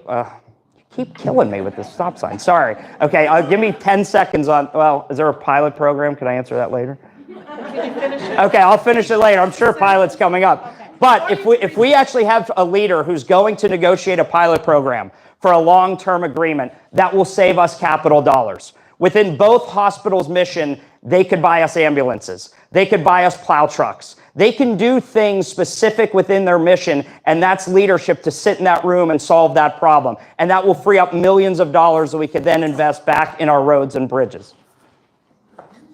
Can this one be 45 seconds? I know, usually... I'm kidding. Okay. Regarding dark money from outside the city, can you address these for and against your campaign? Oh, yeah. Okay. So, one, I thought it's an absolute joke. So this is the MAGA question that I've been getting every day. My opponent receives the same dollars that I receive. Some of the individuals in question have given to Josh Shapiro, to Bob Casey. We also want to talk about who the mayor has gotten this money for the last 4 years. He returned 1 check, and it took him 4 years to return it. And he's still, at this moment, if you look at his last month's pays that he's gotten, his contributions that he's gotten, one individual who donated his campaign also gave to Donald Trump 7 times in the last couple of years. So that MAGA question is ridiculous. It shows that they are desperate and don't want to talk about issues that actually affect residents in this city. I could go on that one for a while, yeah. Well, that's why a lot of candidates could go on. I know, I'm sorry. That's why I set time limits, because we don't want to be here all day. Okay, this again is a 30-second, up to 30-second response, and forgive me, I think I missed a word when I read the last question. It was a little hard to read. What is the proper relationship between the mayor and the Urban Redevelopment Authority? 30 seconds. 30 seconds. Well, it's got to be a great relationship because the Urban Redevelopment Authority has a lot of property. You appoint the board members to that board. Those board members represent what the mayor's thoughts are. You know, if you're a mayor that wants to grow the city, those individuals on that board have to have the same growth and mentality that the mayor does. And the Urban Redevelopment Authority has a little bit different power than the city does. They can be very creative in helping to grow more affordable housing in the future. So you have to use the URA, and I did it when I was on council in Hazelwood very effectively so we can continue to grow. Thank you so much for your answers and your rapid response to all our questions. Sorry to have to do that to you, but You're good. You're I good. can't be here all day. I So get I it. think we are good, and we are going to call up Mayor Ed Gaines. Oh, all right, quick. Thank you very much. Wait, we have a... Keep it quick. Keep it quick. Yeah. Ready? What I got first? How much time I got first? Still hot mic. All right. Okay, well, welcome, Mayor Gainey. Again, we're going to give you 3 minutes to talk to everybody, and then we're going to have some questions for a few minutes. I'll let you know how long the response to the questions are. 3 minutes, rapid fire, Same right? as before, yeah. So first, I just want to thank the 14th Ward Independent Club for having me. I would appreciate the opportunity to be able to talk to you. My name is Ed Gainey. I'm running for mayor to be your mayor again. I'm married. I got 3 kids. One getting ready to go to college. And I'm going to talk about why life experience is important and why the issues that we discuss about growing the city is so mainly important. One is, when I first came in, I understand what it means to lose someone to homicide. My sister was murdered by homicide. I've worked with a lot of people in our community. I know one named Valerie Dixon that lost her son. I know another named Adrian Young that lost her son. I know Rashad Burrison that lost his grandson. And at the end of the day, the one thing that I wanted to do was make sure that we brought homicides down. Because in order to have a safe city, we have to bring homicides down. 2 points. One, we decreased homicides by 33%. And if you were between the ages of 13 and 17 in our city, we didn't have 1 homicide. That's amazing. And it's working with organizations like Squirrel Hill Against Gun Violence, working with Mamas That Demand Action and Ceasefire throughout my career to really understand what it takes. Also to be bullish and be forward thinking when it comes to affordable housing, going out to get a $30 million affordable housing bond to build more affordable and preserve more affordable housing. And I believe we need to have inclusionary zoning in every neighborhood. Housing is a human right. And we have an opportunity to make sure in our city that we got inclusionary zoning that's only asking for 10% out of the 90% that they can keep for market rate, so that people making 50% of the MI, that's a mother making $45,000 a year, can be able to live in an apartment in which she couldn't live right now with all market rate units. We have lost 15,000, 3,000 low income people, 700 black homeowners because we built all this market rate housing. If housing is a human right, help me to make sure that we have inclusionary zoning to build housing for everyone. Our homeless population, when I came into office, it was out of control. We hadn't even opened up second half comms. We had to cut the red tape to make sure that at the end of the day, we could get people in there. We got transitional housing, got people with decent, respectable housing, because I know when my grandmother lived in the high rise that they had, that at the end of the day, you had people sleeping in the hallways. That's not respect. Respect is finding somebody that they can do, somewhere they can stay. And Donald Trump, standing up to Donald Trump, the first mayor to come out and say he won't agree with ICE, not DEI, because I'm not qualified because I'm black. I'm qualified because I've been trained and experienced. Speaking against the LGBT community, standing up for them to let them know that their rights count, making sure that we talk about her, because we need anti-discrimination on all levels. That's why I signed the executive order. We continue to do everything to move this city forward. The reason why is because I love this city and I'm ready to go get it.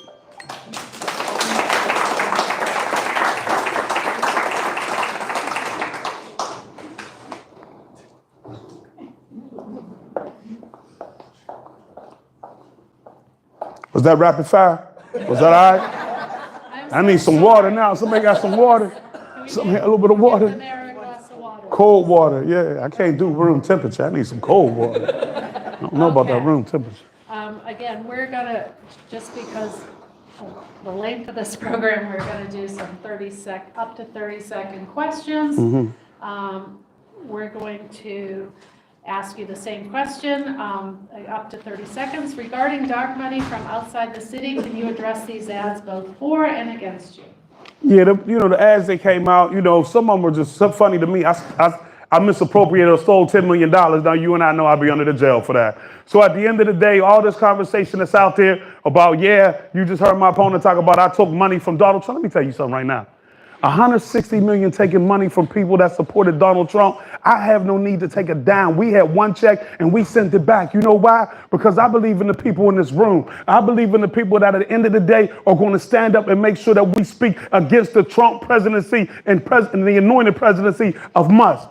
So all that talk about that's just to avoid the issues. Here's the issues. I will continue to push for affordable housing. I will continue to make this city safe. I will continue to make this city diverse. I will continue to make sure that this city grow up and not just grow old.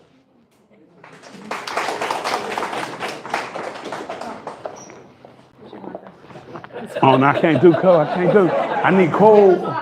This is room temperature water. You ain't got no cold water up in here? Ah, here we go. We're a full service. Oh, there we go. Full service at the 14th, huh? Son, I'm trying to be rapid fire with these now. Okay. You good? Yes, ma'am. Okay, thanks. Okay, which one did I just ask? Okay, this again is up to 30 seconds, give or take, right? Your campaign ads promise that you will fix Pittsburgh's roads and bridges. Where will you get the funds to do so, and why would you be better at doing so? So everybody know when I came in the office, I came under a nightmare. Fern Hollow Bridge, it collapsed. I've been in the city my whole life. I had never seen a bridge collapse. We created the Bridge Asset Management Program. Right now, we don't have one bridge in failing condition. We got the Fern Hollow Bridge done in record time. And thirdly, every bridge that was under consideration, excuse me for, the inconvenience that some of these bridges we had to close are causing people, please forgive me for the inconvenience. But I will not wake up another time with a collapsed bridge under my regime. We have budgeted money constantly, and here's how I can tell you that. Because at the end of the day, you got to have money for maintenance. If you don't have money for maintenance, we're going backwards instead of forward. So we will continue to manage our money and budget our money appropriately to ensure that at the end of the day, we are fixing our bridges like we promised. And we're doing it now. Okay, bear with me, this is a long question. Oh boy. 30 seconds. 30 seconds, right? 30 seconds. 30 seconds, huh? Okay. Your campaign has placed significant focus on your opponent's donors, including criticism of certain developers who are Jewish. Some of the language used, such as labeling them as greedy, echoes harmful anti-Semitic stereotypes that have historically been used to marginalize and scapegoat Jewish communities.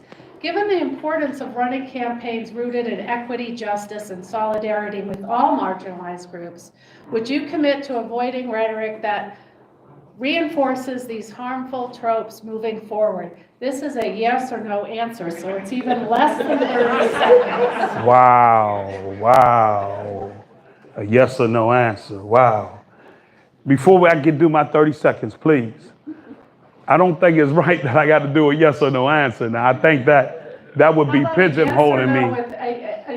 Under 30 seconds. I'm going to do under 30 seconds. Includes a yes or no answer. Okay, I like that right there. I like that. Yeah, I like that right there. Wow. So now we can start. Ready? 1, 2. Listen, I don't believe in discriminating against nobody.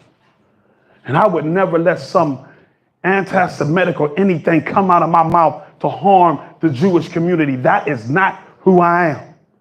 And for someone to try to put that on me makes me say, wow, because nowhere in my career, nowhere in my personal life have I ever done that to harm anybody. Let me be clear about that. Whenever the Jewish community has called me, I've always been there.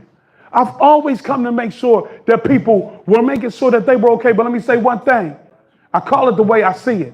If we can't have an inclusionary zoning because at the end of the day, you are only concerned about your own pockets and not about repopulating this city, I will continue to say that I will stand up to greedy developers to make sure that we have a city for all. I stand on that.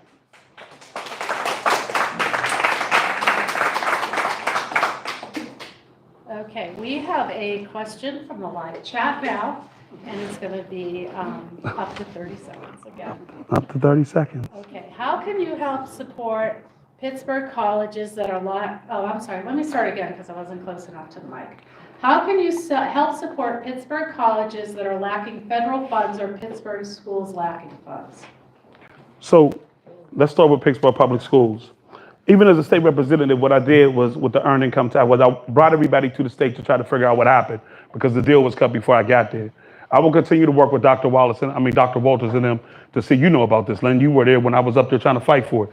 I will continue to try to fight for that. But what the state has said, and you are aware of this, is that at the end of the day, they already paid the Pittsburgh public school system back. So we got to work through those differences. In regards to the colleges, I'm always going to stand up. We can't afford to lose R&D funding.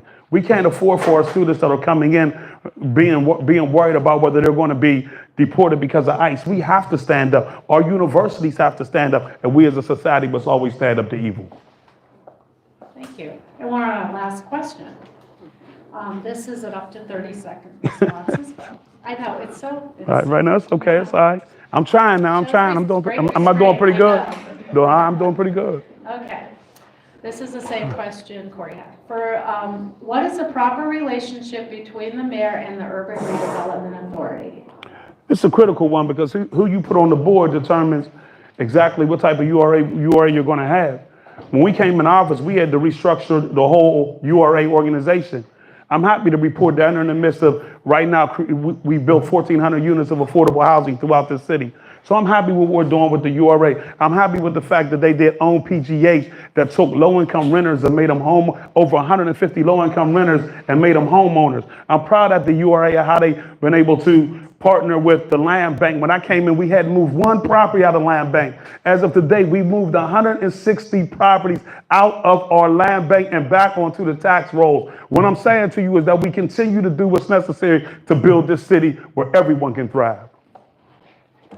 Thank you. Thank you. Hey, thank you, everybody. Thank you. Thank you.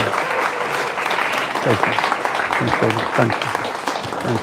I have to apologize. I jumped the gun in the schedule because we were worrying about waking people up. But we do have Kathy Smith here with us today, who's generously agreed to come up and explain how we do our endorsement process through ranked choice voting. So Kathy, if you're ready to come up, that would be great. We could all give her a hand of applause. This really simplifies things.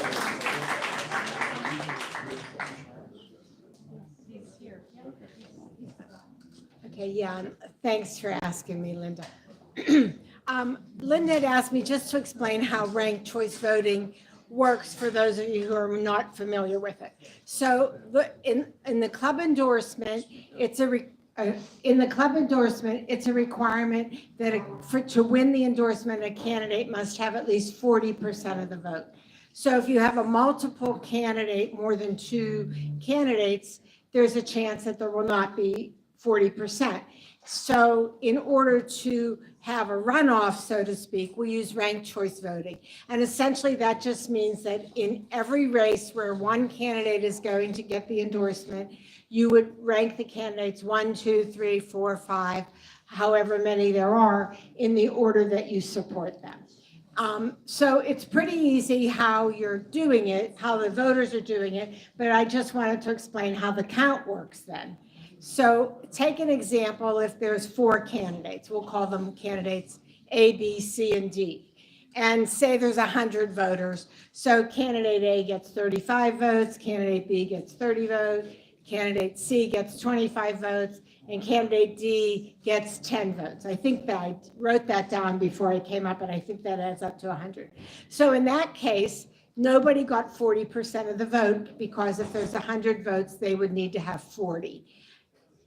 So at that point, candidate D, who got the least number of votes, would be eliminated from consideration for endorsement, and those voters who voted for candidate D as their first choice would get their second choice. So the voting would work that the candidate, the people who voted for candidate D as number 1, whoever their number 2 choice would be divided up among the remaining 3 candidates. So say, for example, they get like 4-4-2 because they were dividing up 10 votes, and there still isn't 40 because the candidate 1 had 35, now they have 4 more, so 39. So in that case, we would take candidate C and divide up their votes because they got the least in the second round. So their votes would be divided up. Again, if candidate C was their first choice, then their second choice, if that candidate was A or B, would go to A or B. If their second choice was candidate D, which had already been eliminated, then we would go to their third choice to try to get for that voter who among A and B they prefer. And similarly, some of those votes for candidate C might have been the second choice vote for candidate D, if that makes sense. So they had candidate D1, candidate C2, now candidate C is eliminated, so we would go to that voter's third choice. So does that make sense? And then, and when there's only two candidates left, one of them should get more than 40% of the vote, so. What? No, there's no test. No, we don't, no, we only use ranked choice voting if there's one person that's going to be endorsed in that race. No, in multiple candidate races, it's the top 8, as long as they meet a threshold of something that it's a math thing with the total number of votes divided by the total number of candidates times 0.4, so. Vote for your top 8. Yeah, right. Okay. So I hope everybody understood that.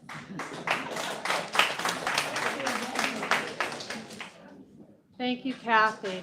We are going to continue on with our school board candidates, and our first school board candidates we're going to call up is our candidates for School Board District 1, and we're going to start with Tawana Cook Purnell, and then we'll have Carlos Thomas after she speaks. And give us a second while we mic our candidates up. Not that? No, you're going to use that. Oh, okay. Is this okay? Okay, thank you. Thanks for hosting this event. Oh, is it not working? We're going to give you 3 minutes. Sorry. Okay, oh, good.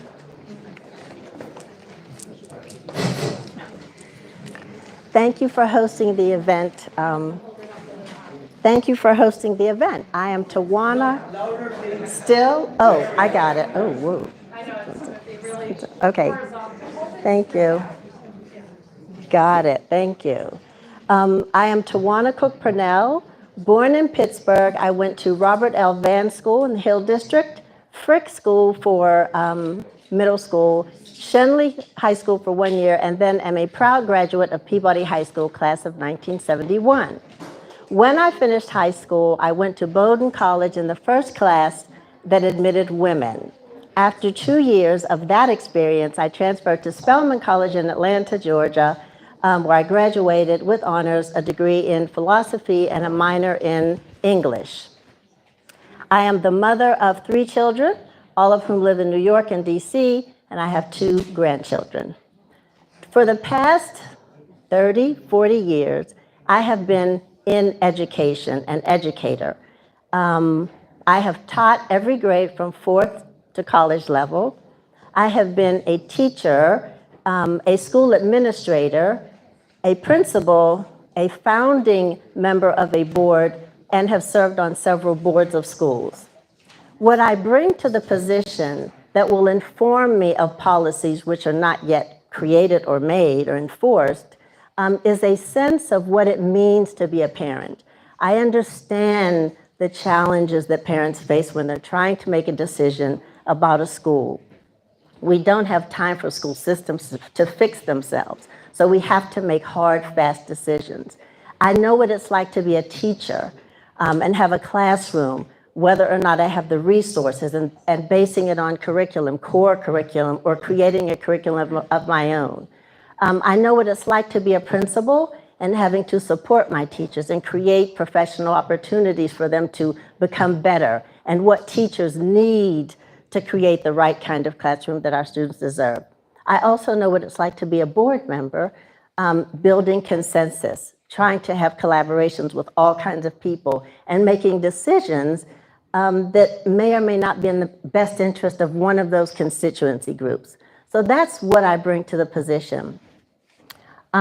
What I would like to see, and I know these are very challenging times. Every day I turn on the news, some days I choose not to, because there's another wrench thrown in the problem. So I was actually initially very excited about the feasibility plan.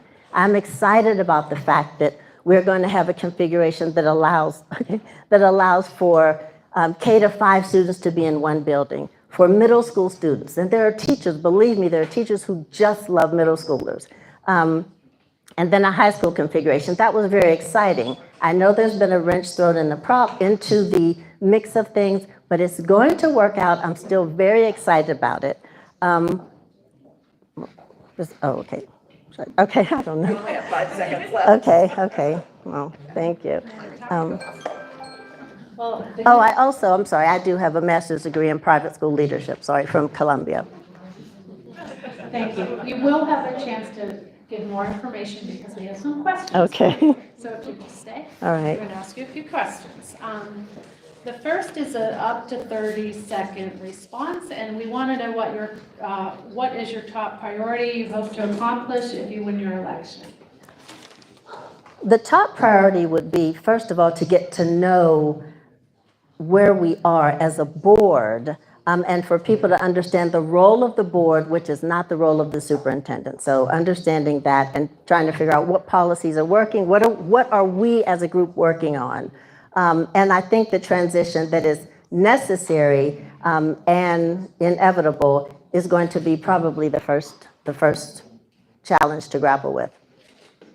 I would like to see safe schools and well schools, and schools of academic excellence, and schools that involve stewardship of resources, including time and money. Sorry. 30 seconds. Melinda. Okay. This is a 1-minute response, up to 1 minute. How are you balancing the proposed PPS reconfiguration, the expected impact of property values in the 14th Ward, and the respective impact on PPS funding?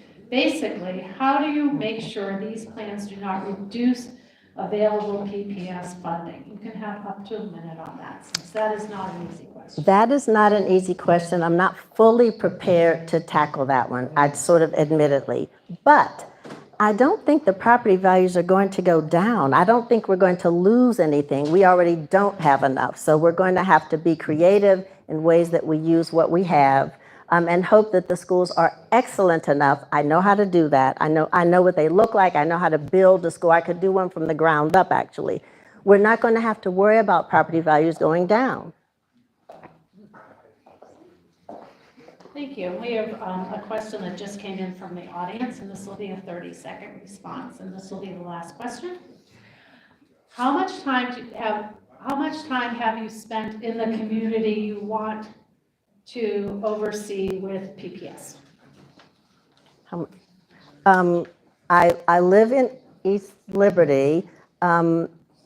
My activism, if I must use that word, I'll use that word, is in the trenches. So I have been coaching teachers from Pitt, student teachers.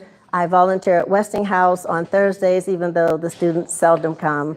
Actually, the others have been in Stowe Rocks and Woodland Hills, my volunteer work. I know the community really well. I live there. I participate.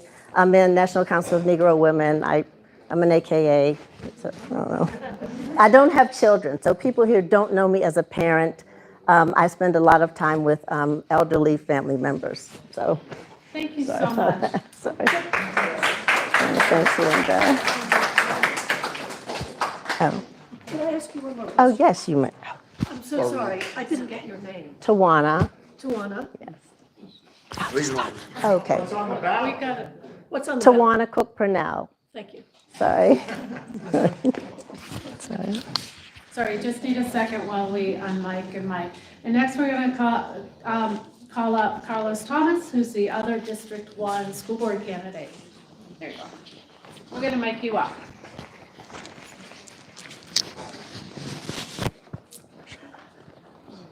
There you go. And if you could stay in the blue square. Gotcha. Okay, I'd like to introduce Carlos Thomas to you. He's the other school board candidate for School Board District 1. Carlos, you'll have 3 minutes to introduce yourself, and then I'll ask you the same questions. Okay. Thanks. Good afternoon, everybody. My name is Carlos Thomas. I'm originally from Pittsburgh. I've lived here almost all my life, except for going to college. The reason why I'm running for school board is simply because I care. As a parent in Pittsburgh Public Schools of multiple children throughout the district, I've seen a lot of changes. I'm also a graduate of Pittsburgh Public Schools. And I can honestly say that we have not made it an upheaval battle in Pittsburgh Public Schools probably since before I graduated.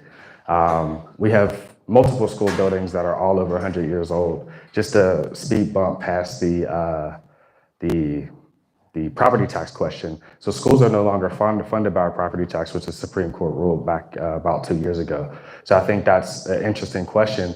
And I also lead to that to say that all of our buildings are over 100 years old, and that concerns me. When we talk about the environment in which our students learn in, we talk about the way that we use our school buildings, the way that the resources that they provide to our communities, that all concerns me as a person that has children in these buildings. As a community member, I'm honored to be able to run for the school district I live in.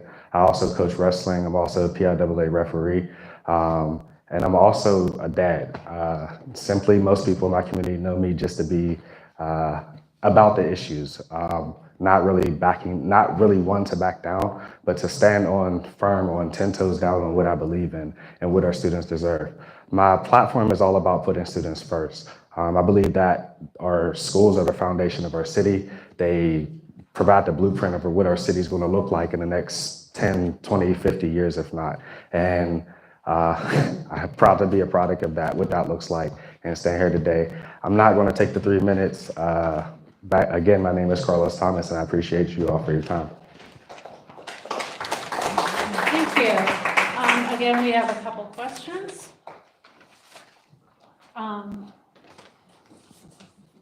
This will be up to 1 minute response. I believe this was a question from the live stream.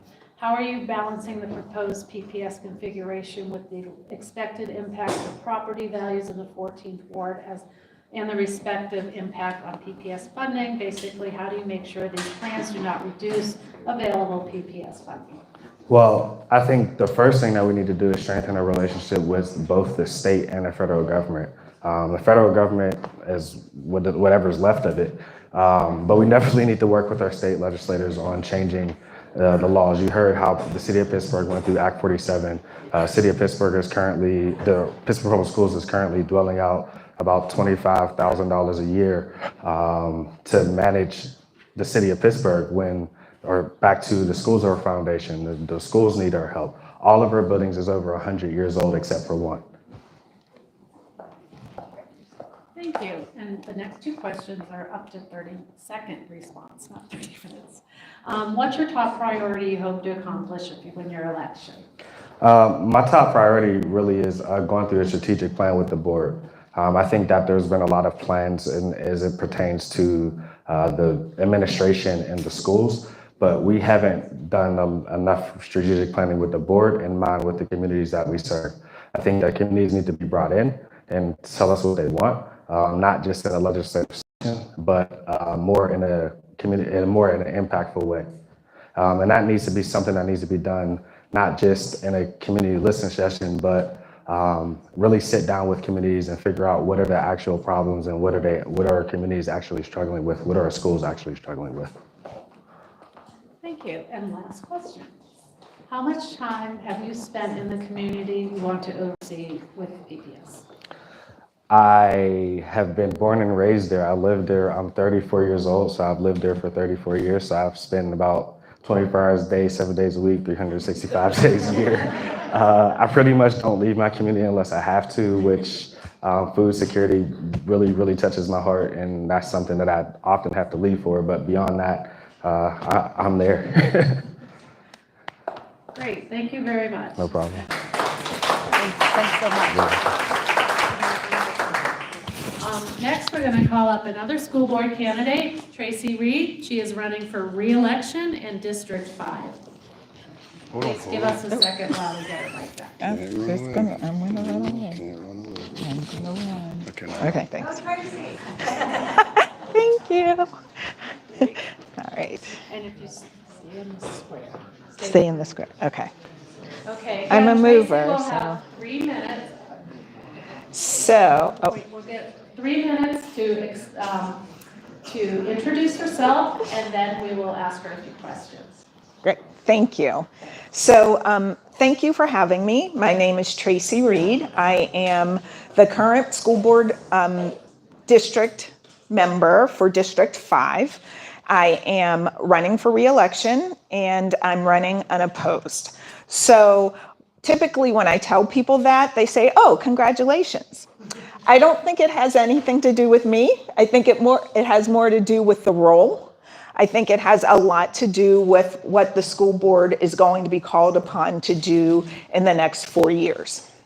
So I think that by and large, it's not a very attractive role, but I am very happy to serve. I'm looking forward to it, as a matter of fact. I was born in Pittsburgh. I grew up in Beltsuver, and back in the mid-'60s, when my parents bought a house in Beltsuver, it was one of the places where they could afford a house and where redlining would allow them to get a mortgage, because redlining is real, and the impacts of it continue to be felt by people all over the city. So when we talk about affordable housing, we should be thinking about the history of redlining. But I digress. So I grew up in Pittsburgh. When I went to elementary school, I was fortunate in that I went to Beltsuver Elementary School, and by the time my sister and I got to Beltsuver, Dr. Lewis Vinson was the principal. And Dr. Vinson was like the coolest guy any of us had ever seen. He wore like bell-bottom suits, and he had a big afro, and he was seriously like a superstar, right? And he created the kind of school environment that allowed low-income Black kids to excel.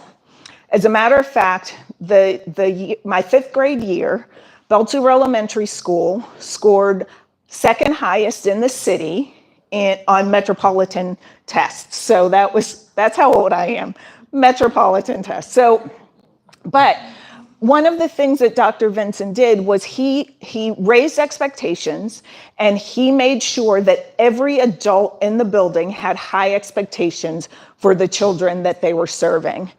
And I learned that way back then, I learned that that is one of the foundations of effective schooling, is to ensure that high expectations are held and that every adult in a school building understands that kids can learn to high levels. And that's one of the things that I bring to the district. Thank you. Now we're going to have a couple questions for you. No questions. No. Maybe a few. Just what you said. No comment. No. Okay. The first, they're going to all be the same questions. Okay. The first one is going to be a 30-second response question, up to 30-second response question. What's your top priority? What's your top priority you hope to accomplish if you win your election? So I know it's probably not a very popular opinion, but one of my priorities is really to make sure that the little bit of momentum that we've started in the district to move toward reconfiguring our district is continued. I've been on the board when we've had absolutely no movement at all, where we've done little to nothing. And right now we're moving in a good direction with regard to governance, and we're moving in, I think, a good direction with regard to reconfiguring the district. Our plans aren't perfect. Our governance isn't perfect, but we're moving in that right direction. And so I want to continue to move in that direction. And I'll be the first person to tell you that if we were doing a great job by kids, I wouldn't want to change a thing. But we're not, and we haven't been. And so we need to make some serious changes. Okay, speaking of reconfiguration, that leads us right into our next question. This is an up to 1 minute response. How are you balancing the proposed PPS reconfiguration with the expected impact of property taxes in the 14th ward and the respective impact on PPS funding? Basically, how do you make sure these plans do not reduce available PPS funding? Right.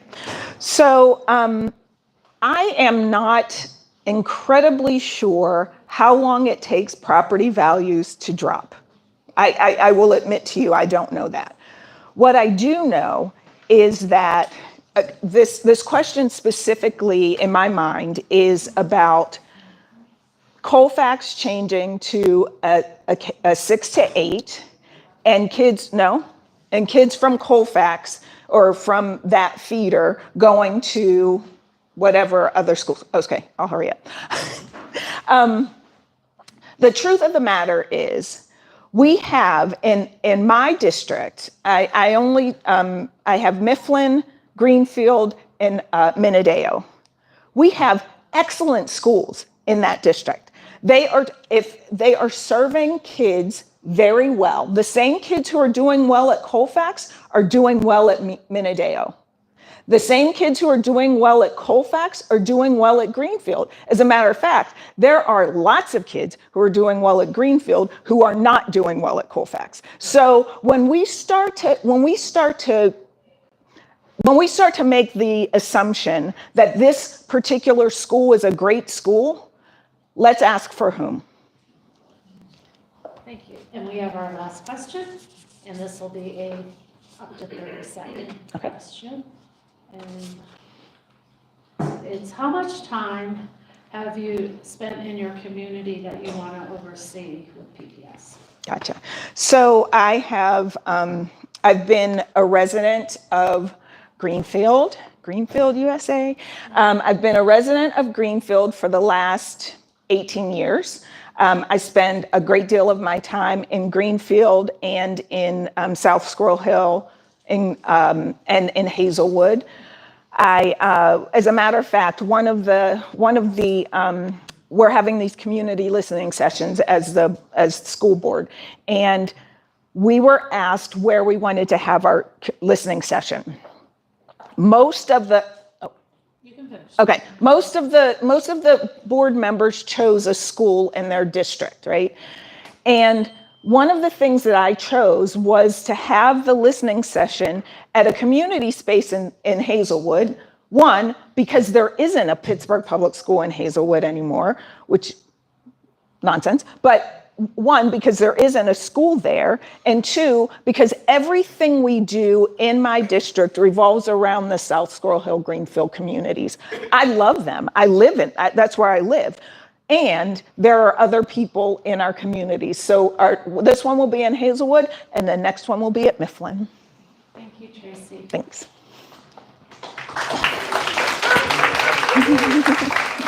Okay, we are reeling it in, so bear with us. This is what's left on the agenda, so please bear with me, bear with us. We are almost done. We're closing in. We're going to hear from a surrogate for Erica Strasburg for District City Council 8, and we're going to hear from County Sheriff candidate Kevin Krause. And then after that, we're going to hear from Sean Carter, who will be here to talk about referendum questions. So bear with us. We're almost done. We're heading towards the finish line. And next, we're going to, Ava Roberts is here on behalf of Erica, and we'll give you 3 minutes. And then I don't think there's any questions submitted. So. Okay, great. Take it away. Great, I'm gonna try and hold this mic correctly, so bear with me. Hi everybody, good afternoon. My name is Ava Roberts, and I'm serving as surrogate for Erica Strasburger today, who's running unopposed for re-election to Pittsburgh City Council District 8. Erica regrets that she's unable to be here in person today, which is why I'm reading a statement from her. But she is currently in Harrisburg being honored by the Pennsylvania Federation of Democratic Women at their annual gathering. Over the past 7 years, Erica has worked every day to make life better for the people of District 8, the city, and the southwestern Pennsylvania region. She continues to work towards safe and complete streets and stable infrastructure. As chair of the Finance and Law Committee, she oversees the accountability of our taxpayer dollars. She always fights for vulnerable populations and works to close the opportunity gaps that exist for many Pittsburghers. She works to stand up to all forms of hate, and true to her longstanding passion, she has passed bills to help create a clean and healthy environment for us all and for future generations. In the years since she was first elected, her core values, her inclusive approach to problem solving, and her dedication to public service have never wavered. Her office continues to provide outstanding constituent services to residents in the city. I would know, since I work there, but she is also committed to keep learning, keep growing, and keep working to find the solutions that Pittsburgh needs at this important juncture and for decades to come. She has a value-driven agenda for her third term. It starts with building a strong, inclusive, and growing economy. This means crafting a housing policy that boosts supply and affordability for people of all incomes, making Pittsburgh a better place to build in, work in, and do business with, particularly for our locally owned, minority-owned, women-owned, and LGBTQ+ owned businesses. Next, she will continue to promote a Pittsburgh that is welcoming, accessible, and safe. This means making Pittsburgh a great place for kids, for raising a family, and for staying healthy and thriving while aging. Of course, no Pittsburgher should have to worry about the integrity of their physical environment. That means reinvesting in our infrastructure, making our streets, sidewalks, bridges, trails, hillsides, river districts, and parks as safe and accessible as possible for everyone. This also means continuing to invest in our public safety personnel, like violence interrupters, our reaching out on the streets staff, programming that steers at-risk youth away from crime, and our fire and medics. Safety isn't just about physical security. It also means preventing attacks on people's dignity as human beings. Whether you've recently immigrated to Pittsburgh, a queer person, a person with a disability, or anyone else, we need to make Pittsburgh a place where nobody feels empowered to mess with you. Finally, her third priority includes getting back on sound financial footing so that we can tackle the problems of today and invest in the solutions of tomorrow. Erica knows firsthand how badly we need to rebuild our tax base if we want to have the necessary resources to properly serve residents like you all. Erica is eager to work with each of you to advance these priorities in another 4 years as your council person. Thank you for your time today, and I hope that she can earn your vote. Thank you. And Erica did reach out to us and said if anyone does have any questions, you can reach out to her directly. You can also access her website through our website by using the QR code. Thank you. And next up, we have Kevin Krause, and he's getting the mic up. Okay. And he'll do that. With your chin. Thanks. Hey. If you could just stay within the triangle. I'll try. And again, I'll give you 3 minutes to introduce yourself, and then I've got maybe a question or two. All right. First of all, thanks for having me here today and allowing me to talk to you guys a little bit. I swear I will be as quick as I can be. I'm just going to go through a little bit about myself and then what my office does. I'll be brief and then I'll take questions. My name's Kevin Krause. I'm the current Allegheny County Sheriff. I'm running for a second term. I started my career in 1993 with the City of Pittsburgh Police. I started in Zone 3 on the south side as a patrol officer. I then went into the detective division in narcotics. I then went into homicide, got promoted to sergeant, lieutenant, went through the ranks, ended up back in charge of major crimes, which included homicide, rape, robbery.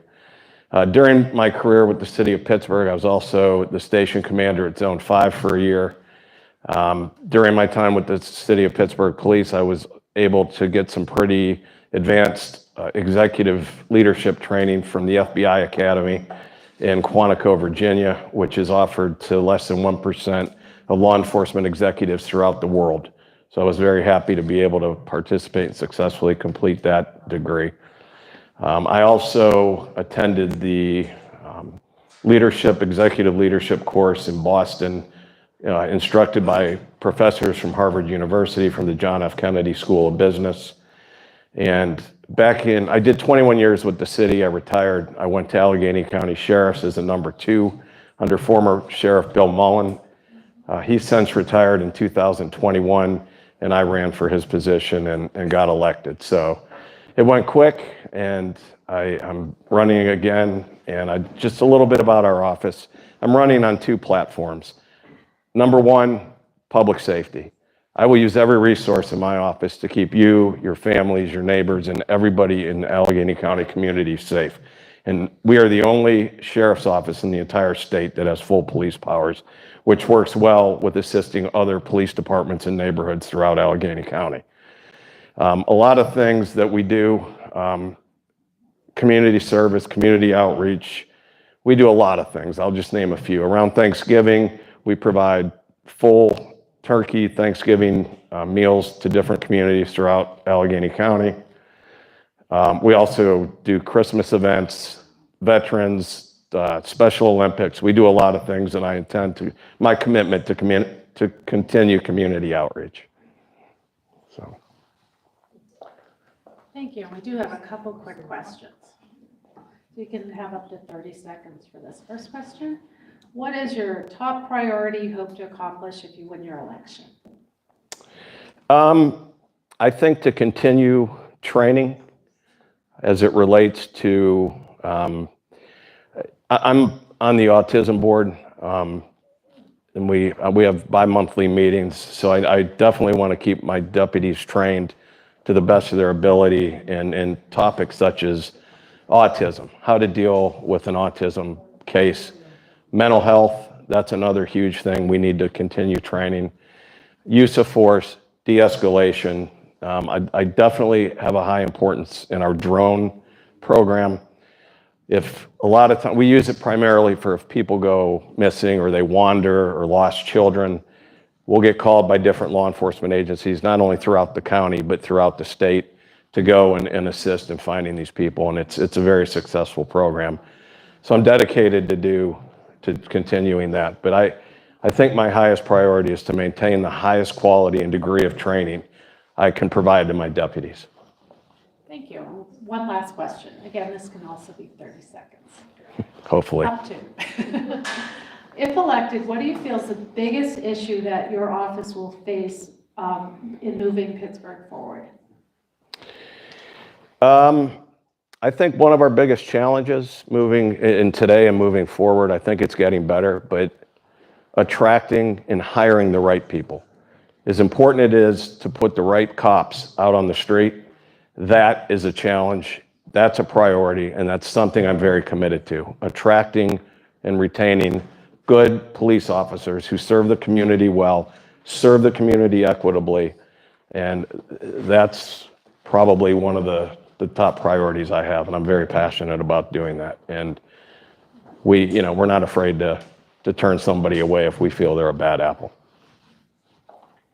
Thank you so much, and thanks for your patience. I know that you've been here waiting to speak for a long time today, so thank you very much. Just real quick, I had your support last time I ran. Thank you very much. I really would like your support and endorsement again this time, and I look forward to continue to be your sheriff. Thank you.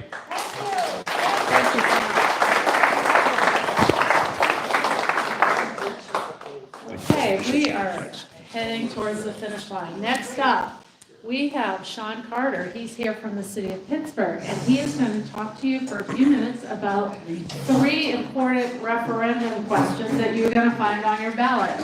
Like, don't be that person who is seeing a referendum question for the very first time when you go to vote, because they are worded in a very confusing manner.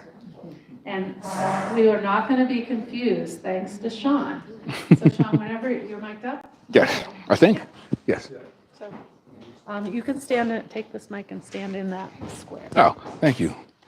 Good afternoon, everybody. I'm Sean Carter, Legislative Projects Manager for Pittsburgh City Council.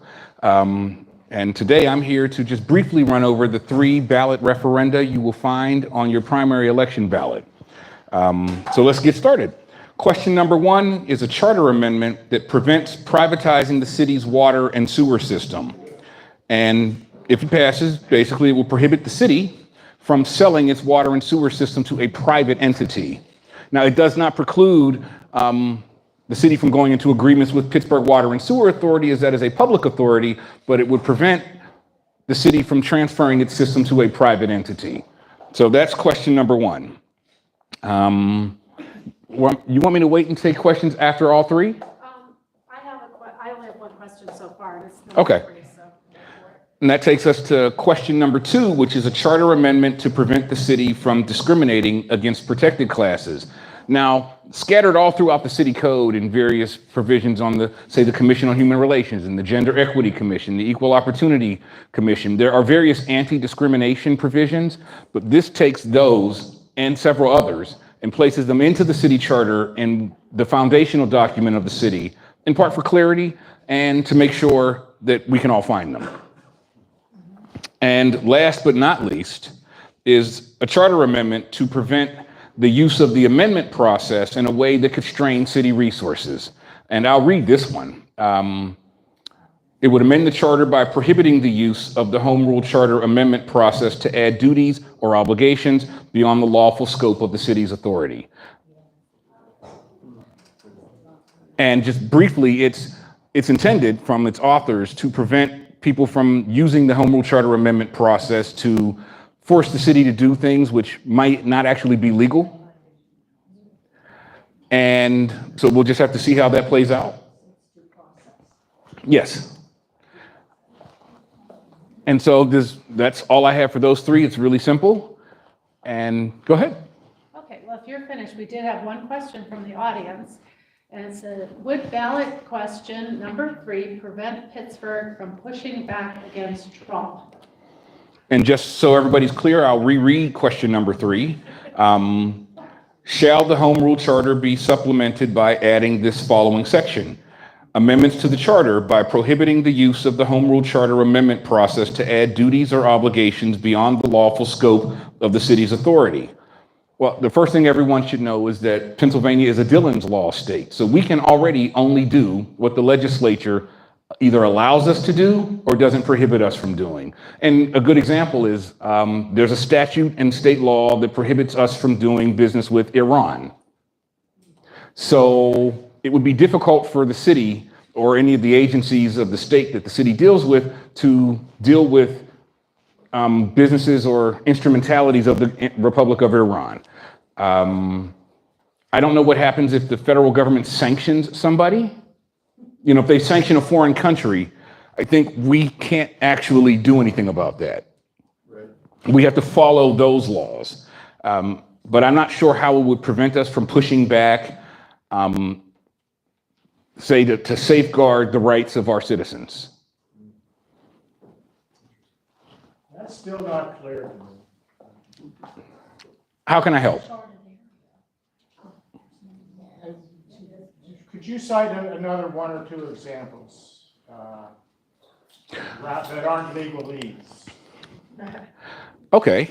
Currently, the state also has a statute that prohibits state agencies from doing business with any entity that boycotts Israeli entities. Which means not that we're prohibited from doing it, but the Department of Transportation would have to cancel its contract with us. Well, most of our highway, road, and bridge money comes from the Department of Transportation. No, not them. The state legislature passed a law in 2016 called the Anti-BDS statute, which prohibits state agencies from doing business with any entity that boycotts Israel. So how does that relate to number 3 then? Yeah. Were we to pass a charter amendment that required the city to divest from Israeli entities, we would not necessarily be violating state law, but the state agencies we do business with would be violating state law to do business with us. So does that mean number 3 would prevent the passage of that? Or That's what the thought is, but we won't know until it gets tested, but that is the thought. Yeah, so let me ask more practically. For question 3, shall they put this amendment in? Must I say yes or no if I want us not to get involved in these international battles? Must I say yes or must I say no? This will stop the city from, this will stop every interest group who wants to enact something within Pittsburgh on the international scene. That is the hope. But when you do things for the first time, you really can't be 100% sure until it's tested. It's probably, I will vote yes. It will probably make it, okay, thank you. How about if we rephrase that? Could you explain in very simple terms what a yes/no vote would mean on that and what a no vote would mean? Because it is very confusing when you read these. It's like they word them so that like, oh, well, who wouldn't want that? But you have to really read and understand each referendum. A yes vote would amend the Home Rule Charter and insert the language in there that prohibits the charter from being amended to require the city to do things that are beyond its lawful scope of powers. Yeah. So it would defeat the most recent, not in our name, plan or activity that happened about a month ago, it would make that less likely to work. That is the hope. So that's only if you're boycotting Israel. Or any entity. We're subject to state law on just about everything and federal law on certain things. And we don't have the authority to exceed state law limitations on our powers. Now, again, with federal law, it's different because we are inside of a state. The states have certain rights constitutionally. The federal government can't steamroll everything a state does. And so it just depends on what the state laws say, and in certain cases, what federal laws say. You know, the federal government has the right to issue sanctions on foreign parties. And then we don't have the right to do business with them. Could this affect anything besides Israel and Iran? Could this affect In Congo, China, the could it affect Uyghurs. anything other than countries? Question two. Terrorist groups. Well, question number 2 prohibits the city from discriminating against anybody based on their national origin, based on the nation or foreign state that they're from, race, color, creed, sexual orientation, gender identity. I may have missed one or two, and I apologize if I have. It's been a long day. Gender expression. Gender expression, yes. So, Yes, sir. question number 3. Oh, I'm sorry, there was 2 of you. My question is there any other system anywhere? Is there any that would say it's an amendment to prevent amendments in the future? It seems like it's kind of circular and it doesn't seem like it makes much sense because all it would take to do an amendment in the future would be to overrule this amendment. That's true, but that's the process we have. We can't prevent the citizens from prospectively re-amending the charter. It is their right. Is there a precedent in any municipality or state or any jurisdiction that has something like this? It just doesn't seem to make sense. Well, Allegheny County has a referendum petition, not for their home rule charter, but their administrative code that prohibits non-binding referenda from going on the ballot. Giving an advisory opinion. How about just one more question? And that gentleman looks like he has one. So for number 3, it says basically you cannot amend the charter beyond Pittsburgh's lawful authority. And who decides Pittsburgh's lawful authority? Ultimately, the court. Can you just repeat the question so that people listen? Oh, he said the amendment, as he understands it, would prevent the city from amending the charter or prevent the city's charter from being amended in a way that exceeds the city's lawful authority. And then he asked, well, who would make that determination ultimately? And I said, the court. Which court? The Pennsylvania courts. So ultimately, our state Supreme Court, if somebody took it that far, but it might not go that far. It just depends on what the circumstances are and what gives rise to a particular action and what happens when it gets into a courtroom. I had a couple questions for Bob. I didn't know if I could ask that because you said that was the last question. Oh, there's I didn't know there was lag. Yeah, I can read. Okay. So, what can folks get good? Where can folks get good information on arguments explaining why privatizing our water and sewer system would be a mistake? Oh, well, you can. I'll answer that one. Okay. No, you can answer that, and then I'll refer them to our website. You know, I don't know if we put this information on the city council's website, but if we haven't, we'll get it up there this week. There's one more. Okay. All right. Would this affect sanctuary city destinations or states? We're not sure about that. Again, you're dealing with an issue of federal law. Okay, thank you very, very much. I appreciate it. Thank you for hanging in there all the Oh. I do want to say that information on the referendum as well as all the candidates is available at our website. That's pgh14widc.org. Not only is there candidate information, but these referendums are explained in plain English as to what a yes vote means and what a no vote means. So take it upon yourself and check those out. Thank you very much. Thank you to all our audience, all our candidates, all our board members, all our members, and all our volunteers. Can we have a big hand of applause for everyone? And Cindy, special shout out to our timekeeper. Thank you.